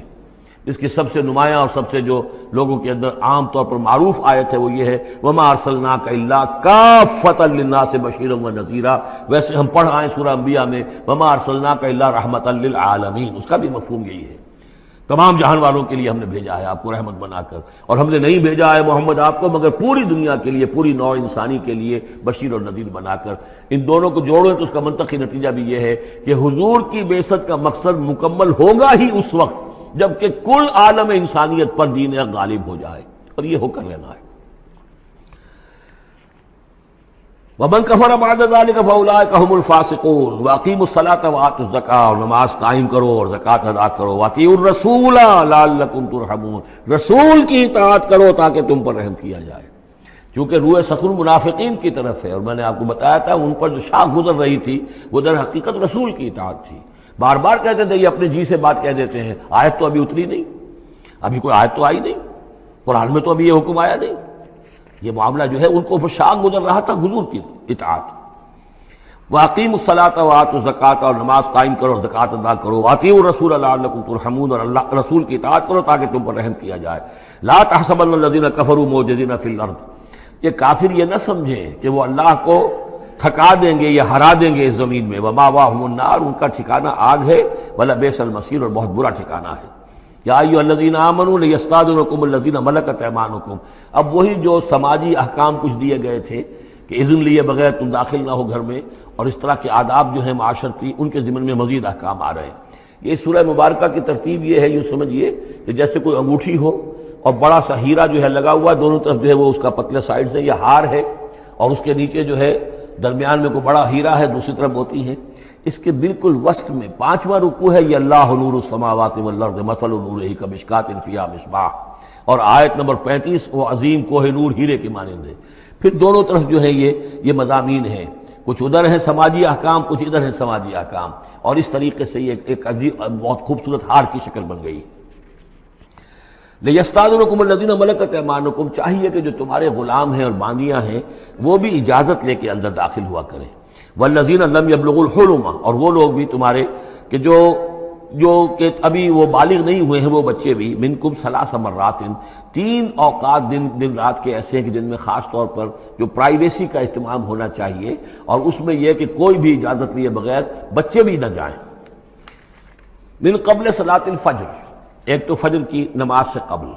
وحین تضعون ثیابکم من الظہیرۃ، اور جو تم ظہر کے وقت، ظہیرہ جس کو کہتے ہیں، اپنے کپڑے ذرا اتار کے سستاتے ہو، قیلولہ کرتے ہو، ہلکے کپڑوں کے اندر انسان لیٹتا ہے. ومن بعد صلاۃ العشاء، اور نماز عشاء کے بعد. ثلاث عورات لکم، یہ 3 اوقات تمہارے پردے کے اوقات ہیں، یہ تمہاری خاص پرائیویسی کے اوقات ہیں. لیس علیکم ولا علیہم جناح بعدہن، ان کے علاوہ عام حالات میں کوئی حرج نہیں ہے. بعدہن کہ وہ یعنی وہی تمہارے ملازم ہیں، تمہارے غلام ہیں یا باندیاں ہیں، یا اسی طریقے سے تمہارے بچے ہیں. طوافون علیکم بعضکم علی بعض، وہ آئیں جائیں گھروں کے اندر. ظاہر بات ہے کہ اس کمرے میں آئے ہیں، اس میں گئے ہیں، اس میں کوئی حرج نہیں ہے کہ وہ آئیں جائیں اور پھریں. کذالک یبین اللہ لکم الآیات، اسی طرح اللہ تعالیٰ تمہارے لیے اپنی آیات واضح کر رہا ہے. واللہ علیم الحکیم، اور اللہ تعالیٰ علیم اور حکیم ہے. وَإِذَا بَلَغَ الْأَطْفَالُ مِنْكُمُ الْحُلُمَ، اور جب تمہارے بچے جو ہیں، جو لڑکے ہیں، وہ بھی بالغ ہو جائیں، انہیں سب سمجھ آ جائے، جو بھی معاملات ہیں دونوں شوق کے. فَلْيَسْتَأْذِنُوا كَمَا اسْتَأْذَنَ الَّذِينَ مِنْ قَبْلِهِمْ، تو پھر وہ بھی اذن لے کر اسی طرح داخل ہوا کریں جیسے کہ پہلا حکم آیا تھا کہ اذن لیے بغیر گھر میں داخل نہ ہو. کذالک یبین اللہ لکم آیات، اس طرح اللہ تعالیٰ تمہارے لیے اپنی آیات کو واضح کر رہا ہے. واللہ علیم الحکیم، اللہ علیم اور حکیم ہے. والقواعد من النساء اللاتي لا يرجون نکاحا، اور وہ عورتیں تمہارے میں سے، تمہاری خواتین میں سے کہ جو اب بیٹھ رہی ہوں، یعنی لا یرجون نکاحا، اب وہ نکاح کی امیدوار نہ ہوں، ایک خاص عمر سے گزر چکی ہیں، اب کوئی نکاح وغیرہ کرنے کا سوال نہیں ہے، بیوہ ہیں یا کچھ اور جو بھی معاملہ ہے، لیکن یہ کہ بہرحال اب معمر ہو چکی ہیں. فَلَيْسَ عَلَيْهِنَّ جُنَاحٌ أَن يَضَعْنَ ثِيَابَهُنَّ، تو ان کے اوپر کوئی حرج نہیں ہے کہ وہ جو اپنے اضافی کپڑے ہیں وہ اتار دیا کریں، یعنی بڑی چادر لے کر ہی نکلنا ان کے لیے وہ لازم نہیں ہوگا. یا اگر اپنے گھروں کے اندر بیٹھ کر وہ جو اوڑھنیاں ہیں ان کو مکل مارنے کی جو ان کی پابندی دوسری خواتین پر ہے، اس میں ان کے لیے درد بھی ہو سکتی ہے، اس لیے کہ اب وہ اس عمر سے گزر چکی ہیں. والقواعد من النساء اللاتي لا يرجون نکاحا فليس عليهن جناح أن يضعن ثيابهن غير متبرجات بزينة، لیکن ان کی نیت یہ نہ ہو کہ وہ اپنی زینت کو وہ ظاہر کریں اور لوگوں کی نگاہوں میں لائیں. نیت کا معاملہ جو ہے وہ دوسرا ہے. وَأَن يَسْتَعْفِفْنَ خَيْرٌ لَهُنَّ، اور اگر وہ اس معاملے میں احتیاط ہی کریں تو بہتر ہے، اس رعایت سے فائدہ نہ اٹھائیں تو بہتر ہے. اس لیے کہ شیطان جو ہے وہ ہر وقت طاق میں لگا رہتا ہے، نہ معلوم کس وقت اس کے دل میں کیا خیال پیدا کر دے. واللہ سمیع علیم، اور اللہ سب کچھ سننے والا اور جاننے والا ہے. لیس علی الاعمی حرج، اب چونکہ یہ جو احکام دیے جا رہے تھے تو اس معاشرے کے اندر ایسا بھی تھا کہ کسی خاندان کے ساتھ کچھ لوگ جو ہیں بیچارے، کوئی لنگڑا ہے، کوئی اندھا ہے، اپنے برادری کا ہے، اپنی رشتہ داروں میں سے، وہ بھی گھر میں رہ رہا ہے، وہ اپنی کوئی آزاد جو معاش اور آزاد جو ہے کوئی معاشرتی حیثیت کا اہل نہیں ہے. تو اب ان کے لیے کیا ہوگا؟ کیا یہ ساری پابندیاں جو ہیں اسی طریقے سے ان کے اوپر بھی پوری طریقے سے عائد کی جائیں گی؟ تو ان کے ضمن میں کہا جا رہا ہے کہ وہ اگر تمہارے گھروں میں رہیں تو کوئی حرج نہیں ہے. لیسا علی الاعمی حرج، کوئی کسی اندھے کے اوپر کوئی حرج نہیں ہے، کوئی تکلیف نہیں ہے، ولا علی الاعرج حرج، اور نہ ہی کسی لنگڑے پر، ولا علی المریض، اور نہ بیمار پر، حرج، ولا علی انفسکم، نہ تمہارے اوپر کوئی اس میں کوئی تنگی ہے، ان تاکلوا من بیوتکم و بیوت آبائکم، کہ تم کھانا کھایا کرو اپنے گھروں سے، اپنے باپوں کے گھروں سے، اور بیوت امہاتکم، یا اپنی ماؤں کے گھروں سے، اور بیوت اخوانکم، اپنے بھائیوں کے گھروں سے، اور بیوت اخواتکم، یا اپنی بہنوں کے گھروں سے، اور بیوت اعمامکم، یا اپنے چچاؤں کے گھروں سے، اور بیوت عماتکم، یا اپنی پھوپھیوں کے گھروں سے، اور بیوت اخوالکم، یا اپنے ماموں کے گھروں سے، اور بیوت خالاتکم، یا اپنی خالاؤں کے گھروں سے، او ما ملکت مفاتحہ، یا یہ کہ جس کی کنجیاں تمہارے ہاتھ میں ہے، کارخانہ ہے، اس کے مالک ہی تم ہو، وہاں جاؤ اور وہاں پر جا کر کھانا پینا ہو تو کھاؤ، اور صدیقکم، یا تمہارے اپنے دوست ہیں اس کے گھر سے، لیس علیکم جناح ان تاکلوا، کوئی حرج نہیں ہے تم پر اس میں، ان تاکلوا جمیعا، کہ سب مل کر کھاؤ، او اشتاتا، یا علیحدہ علیحدہ کھاؤ۔ اس کو خام خواہ بعض لوگوں نے عورتوں اور مردوں کے اوپر وہ جو ہے اس کا انطباق کر دیا ہے کہ چاہیں تو عورت اور مرد مل کر کھائیں اور چاہیں تو وہ علیحدہ علیحدہ کھائیں۔ یہاں مراد یہ ہے کہ بسا اوقات ایسے مواقع پر انتظار میں بڑی دقت ہوتی ہے، جیسے آج کل آپ کو معلوم ہے کہ ولیمہ ہے اور ٹائم دے رکھا ہے 9 بجے کا اور 12 بج رہے رات کے، لڑکی والے تو آئے نہیں، اس لیے ولیمہ ہو نہیں سکتا، بیٹھے ہوئے لوگ سوکھ رہے ہیں، کیا ضرورت ہے؟ جو آئے ہیں وہ کھائیں اور جائیں۔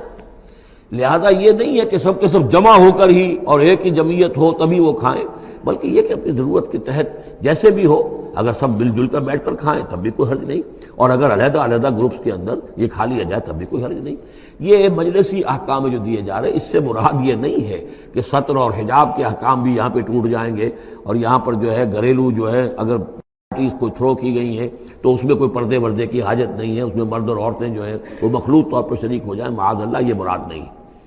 فَإِذَا دَخَلْتُمْ بُيُوتًا فَسَلِّمُوا عَلَىٰ أَنفُسِكُمْ، پھر جب تم گھروں میں داخل ہو تو اپنے آپ پر سلام بھیجا کرو، یعنی انفسکم سے مراد ہے گھر میں رہنے والے جو ہیں وہ تمہارے ہی میں سے ہیں، تمہارے رشتہ دار ہیں، عزیز ہیں، یا تمہارے اپنے گھر میں بھی داخل ہو تو السلام علیکم کہو۔ تحیۃ من عند اللہ مبارکۃ طیبۃ، یہ دعا ہے اللہ کے پاس سے، اللہ نے تمہیں سکھائی ہے السلام علیکم، اور یہ مبارک بھی ہے اور پاک بھی ہے۔ کذالک یبین اللہ لکم الآیات لعلکم تعقلون، اسی طرح اللہ تعالیٰ تمہارے لیے اپنی آیات کو واضح کر رہا ہے، کھول کر بیان کر رہا ہے تاکہ تم عقل سے کام لو۔ اب آخری جو رکوع ہے اس کا، اس سورہ مبارکہ کا، اور اس کی کل 3 آیات ہیں، یہ خالص جماعتی زندگی، وہ جو جہاد اور قتال کے لیے یا کسی اور اجتماعی کام کے لیے حضور جب نکلتے تھے اور اہل ایمان آپ کے ساتھ ہیں، اس وقت کیا صورتحال ہونی چاہیے۔ انما المؤمنون الذین آمنوا باللہ ورسولہ، مومن تو صرف وہی ہیں جو ایمان لائے اللہ پر، اس کے رسول پر، وَإِذَا كَانَ مَعَهُ عَلَىٰ أَمْرٍ جَامِعٍ، اور جب وہ ہوتے ہیں ان کے ساتھ یعنی رسول کے ساتھ کسی اجتماعی کام کے ضمن میں، لم یذهبوا حتیٰ یستاذنوہ، تو وہاں سے جاتے نہیں ہیں جب تک کہ اجازت نہ لے لیں۔ اب آپ نکلے ہیں کسی کام کے لیے، ایک نفری ہے آپ کے ساتھ، لیکن یہ کہ کوئی کہیں کھسک جائے کوئی کہیں کھسک جائے تو یہ تو صحیح نہیں ہے۔ وہ تو یہ ہے کہ اب اس اجتماعی نظم کا تقاضا یہ ہے کہ اب جہاں بھی وہاں سے کوئی عذر پیش آ گیا ہے، کوئی ایسی مجبوری ہے، کوئی جانا ہے تو اجازت لے کر جائیں۔ علی امر جامع لم یذهبوا حتى یستاذنوہ، جب تک کہ اذن نہ لے لیں۔ ان الذین یستاذنونک اولئک الذین یؤمنون باللہ ورسولہ، یقیناً جو اے نبی جو لوگ آپ سے اجازت لیتے ہیں وہی ہیں کہ جو ایمان رکھتے ہیں اللہ پر، اس کے رسول پر۔ فاذا استاذنوک، پھر جب وہ آپ سے کوئی اجازت مانگے، رخصت مانگے، لبعض شانہم، اپنی کسی عذر کی وجہ سے، فاذن لمن شئت منہم، تو اجازت دے دیجئے جسے آپ چاہیں۔ مطلب یہ ہے کہ جو لیڈر ہے، جو اس وقت سپہ سالار ہے، اسے معلوم ہے سچویشن کیسی ہے، میرے پاس پہلے ہی نفری، میرے پاس کوئی اضافی نفری ہے جس میں سے میں کسی کو ریلیو کر سکتا ہوں، یا پہلے ہی میرے پاس کم نفری ہے، اس میں کسی اور کی کمی جو ہے وہ اور زیادہ خطرناک ہو جائے گی نتائج کے اعتبار سے۔ لہذا یہ نہیں ہے کہ صاحب میں نے اجازت طلب کی تو مجھے اجازت ملنی چاہیے، یہ نہیں، اجازت کیا ہوئی پھر؟ یہ تو وہی ہے جو تھانے داروں کی ایک معافی مانگتی ہے، اچھا میں نے تو کچھ نہیں کیا لیکن اگر آپ سمجھتے ہیں کہ میں نے کچھ کیا تو میں معافی مانگتا ہوں۔ تو یہ تو در حقیقت الٹی دھونس ہے کہ آپ بڑے کمینے آدمی ہیں، میں نے تو کچھ کیا نہیں تھا پھر بھی آپ سمجھ رہے ہیں کہ میں نے کچھ کیا ہے، تو میں اتنا اونچا ہوں کہ پھر میں معافی مانگتا ہوں۔ تو یہ در حقیقت وہ انداز نہیں ہے۔ اجازت تو طلب کرنی ہے تو یہ ہے کہ اجازت لے کر اجازت ملے، اور یہ اختیار جو ہے پھر اے نبی آپ کو ہے کہ آپ چاہے تو اجازت دیں۔ فاذن لمن شئت منہم واستغفر لہم اللہ، اور اس پر بھی ان کے لیے استغفار کیجئے اللہ سے، کیونکہ انہوں نے، ظاہر بات ہے اپنے کسی ذاتی کام کو زیادہ اہمیت دی ہے اس اجتماعی کام سے۔ یہ اجتماعی کام نبی کا ذاتی نہیں ہے، یہ دین کا کام ہے، اللہ کے دین کا کام ہے۔ دین کو غالب کرنا فرض منصبی اللہ کی طرف سے ہے ان پر، لہذا اس کے لیے تم ان کے ساتھ نکلے ہو۔ لہذا یہاں پر جو ہے اب اگر تم نے اپنے ذاتی کام کو اس دین کے کام سے اہم تر سمجھا ہے تبھی تو یہاں سے رخصت لے کر جا رہے ہو۔ یہ خود ایک ہلکی بات ہے، گویا کہ تم نے دین کے کام کو کم تر سمجھا ہے اللہ کے کام اپنے کام سے، اور اس کو اہمیت زیادہ دی ہے۔ لہذا استغفار، اے نبی ان کے لیے استغفار کیجئے، واستغفر لهم اللہ، اور ان کے لیے استغفار کیجئے، ان اللہ غفور الرحیم، یقیناً اللہ تعالیٰ غفور الرحیم ہے۔ ایک بات البتہ نوٹ کر لیجئے کہ یہ مضمون جب سورہ توبہ میں آیا ہے تو اس سے اگلا قدم ہے۔ یہ چونکہ ہے سن 6، وہ ہے سن 9، 3 سال میں فرق کیا واقع ہوا؟ ابھی تو فرمایا گیا ہے کہ جو اجازت لے کر جاتا ہے نبی وہ وہی ہے کہ جو واقعی ایمان رکھتا ہے، لیکن وہاں فرمایا گیا جو ایمان رکھتے ہیں وہ اجازت لیتے ہی نہیں۔ وہ جو موقع تھا وہ تھا نفیر عام کا موقع، وہ موقع تھا نہایت ہی سمجھیے ایمرجنسی کا موقع۔ اس موقع پر اجازت طلب کرنا ہی در حقیقت اس بات کی علامت تھی کہ یہ منافق ہے، لہذا وہاں روکا گیا۔ آپ نے کیوں اجازت دے دی؟ عفی اللہ عنک لما اذنت لہم، کیوں آپ نے اجازت دے دی؟ آپ کی اجازت آپ نہ دیتے تب بھی انہوں نے جانا نہیں تھا، تو ان کا جو نفاق کا پردہ چاک تو ہو جاتا نا، ان کی حقیقت تو کھل جاتی۔ تو یہ وقت کے حوالے سے ہے، اور اس کو درجہ بندی بھی کہہ سکتے ہیں۔ ایک وہ لوگ ہیں جو اس دین کے کام کے لیے اس درجے ہمتن اپنے آپ کو پیش کر چکے ہیں کہ دنیا کے کسی بھی کام کو اس سے اہم تر نہیں سمجھتے، وہ کیسے اجازت طلب کریں گے؟ اس سے نچلا درجہ ہے کہ وہ لوگ ہیں جو دین کے اس کام میں لگے ہوئے ہیں، لیکن کم سے کم نظم کی اتنی پابندی تو کرتے ہیں کہ اگر کہیں انہیں ضرورت پیش آ گئی جانا ہے تو اجازت لے کر جائیں۔ اس سے نیچے وہ لوگ ہیں جو اجازت کے بغیر ہی کھسک گئے تو معلوم ہوا ان کا تو سرے سے اس کام سے سرے سے کوئی تعلق ہے ہی نہیں۔ تو درجہ بندی ہے، سیڑھیاں ہیں، اوپر کی سیڑھی کے اعتبار سے درمیانی سیڑھی نیچے ہے، لیکن نیچے والی سیڑھی کے اعتبار سے درمیانی اونچی ہے۔ تو یہ ریلیٹیو معاملہ جو ہے رہے گا کہ ایک وہ لوگ ہیں جو سرے سے اس کا بھی خیال نہیں کرتے کہ اجازت لیں، اجتماع ہے، کوئی اس کی معذرت بھی نہیں کی ہے، نہ بعد میں کی ہے، نہ پہلے کہا ہے کہ میں نہیں آ سکتا، معلوم ہوا کہ انہیں کچھ سرے سے احساس ہی نہیں ہے کہ ہم کسی نظم کے پابند ہیں اور ہماری کوئی ذمہ داری ہے۔ اس سے بہتر کم سے کم وہ لوگ ہیں کہ جو اپنا عذر پیش کر دیتے ہیں، اجازت لے لیتے ہیں۔ لیکن اس سے بھی بہتر اونچا درجہ ہے کہ دنیا کے کسی بھی کام کو دین کے اس کام سے اہم تر مت سمجھو، اللہ تعالیٰ تمہارے کام سنوارے گا، اللہ تعالیٰ تمہاری ذمہ داری قبول کر لے گا، تم اللہ کے کام کے لیے نکلو۔ لا تجعلوا دعاء الرسول بینکم کدعاء بعضکم بعضا، تم یہ رسول کا بلانا اپنے مابین ایسے نہ سمجھ لو جیسے تمہارا آپس میں ایک دوسرے کو بلانا ہوتا ہے۔ بلانا یہ بھی ہے، آپ نے کسی کو دعوت دی، میرے گھر آئیے کھانا کھائیے، رسول نے دعوت دی، کیا یہ برابر ہو جائے گا معاملہ؟ لیکن ایک بلانا یہ ہے کہ رسول پکار رہا ہے تمہیں کہ آؤ اللہ کی راہ میں چلو میرے ساتھ، ایک یہ کہ کوئی عام آدمی آپ کو کہہ رہا بھائی میرا ایک کام ہے، ذرا میرے اس کام کے لیے تھوڑی دیر کے لیے آ جائیے، کچھ مجھے چاہیے، مدد چاہیے۔ تو زمین و آسمان کا فرق ہو گیا۔ اور تیسرے معنی اس کی یہ بھی ہے کہ دعا سے مراد یہ کہ مخاطب ہونے کا انداز، تم جس طرح ایک دوسرے سے بات کر لیا کرتے ہو ایسے رسول کے ساتھ بات نہ کر لیا کرو، ان کے مقام کو، ان کے ادب کو۔ یہ سورہ حجرات میں جا کر تفصیل سے ہی بات آئے گی، لا ترفعوا اصواتکم فوق صوت النبی ولا تجہروا له بالقول کجہر بعضکم لبعض ان تحبط اعمالکم۔ تو یہ تینوں مفہوم اس کے ہیں۔ قد یعلم اللہ الذین یتسللون منکم لواذا،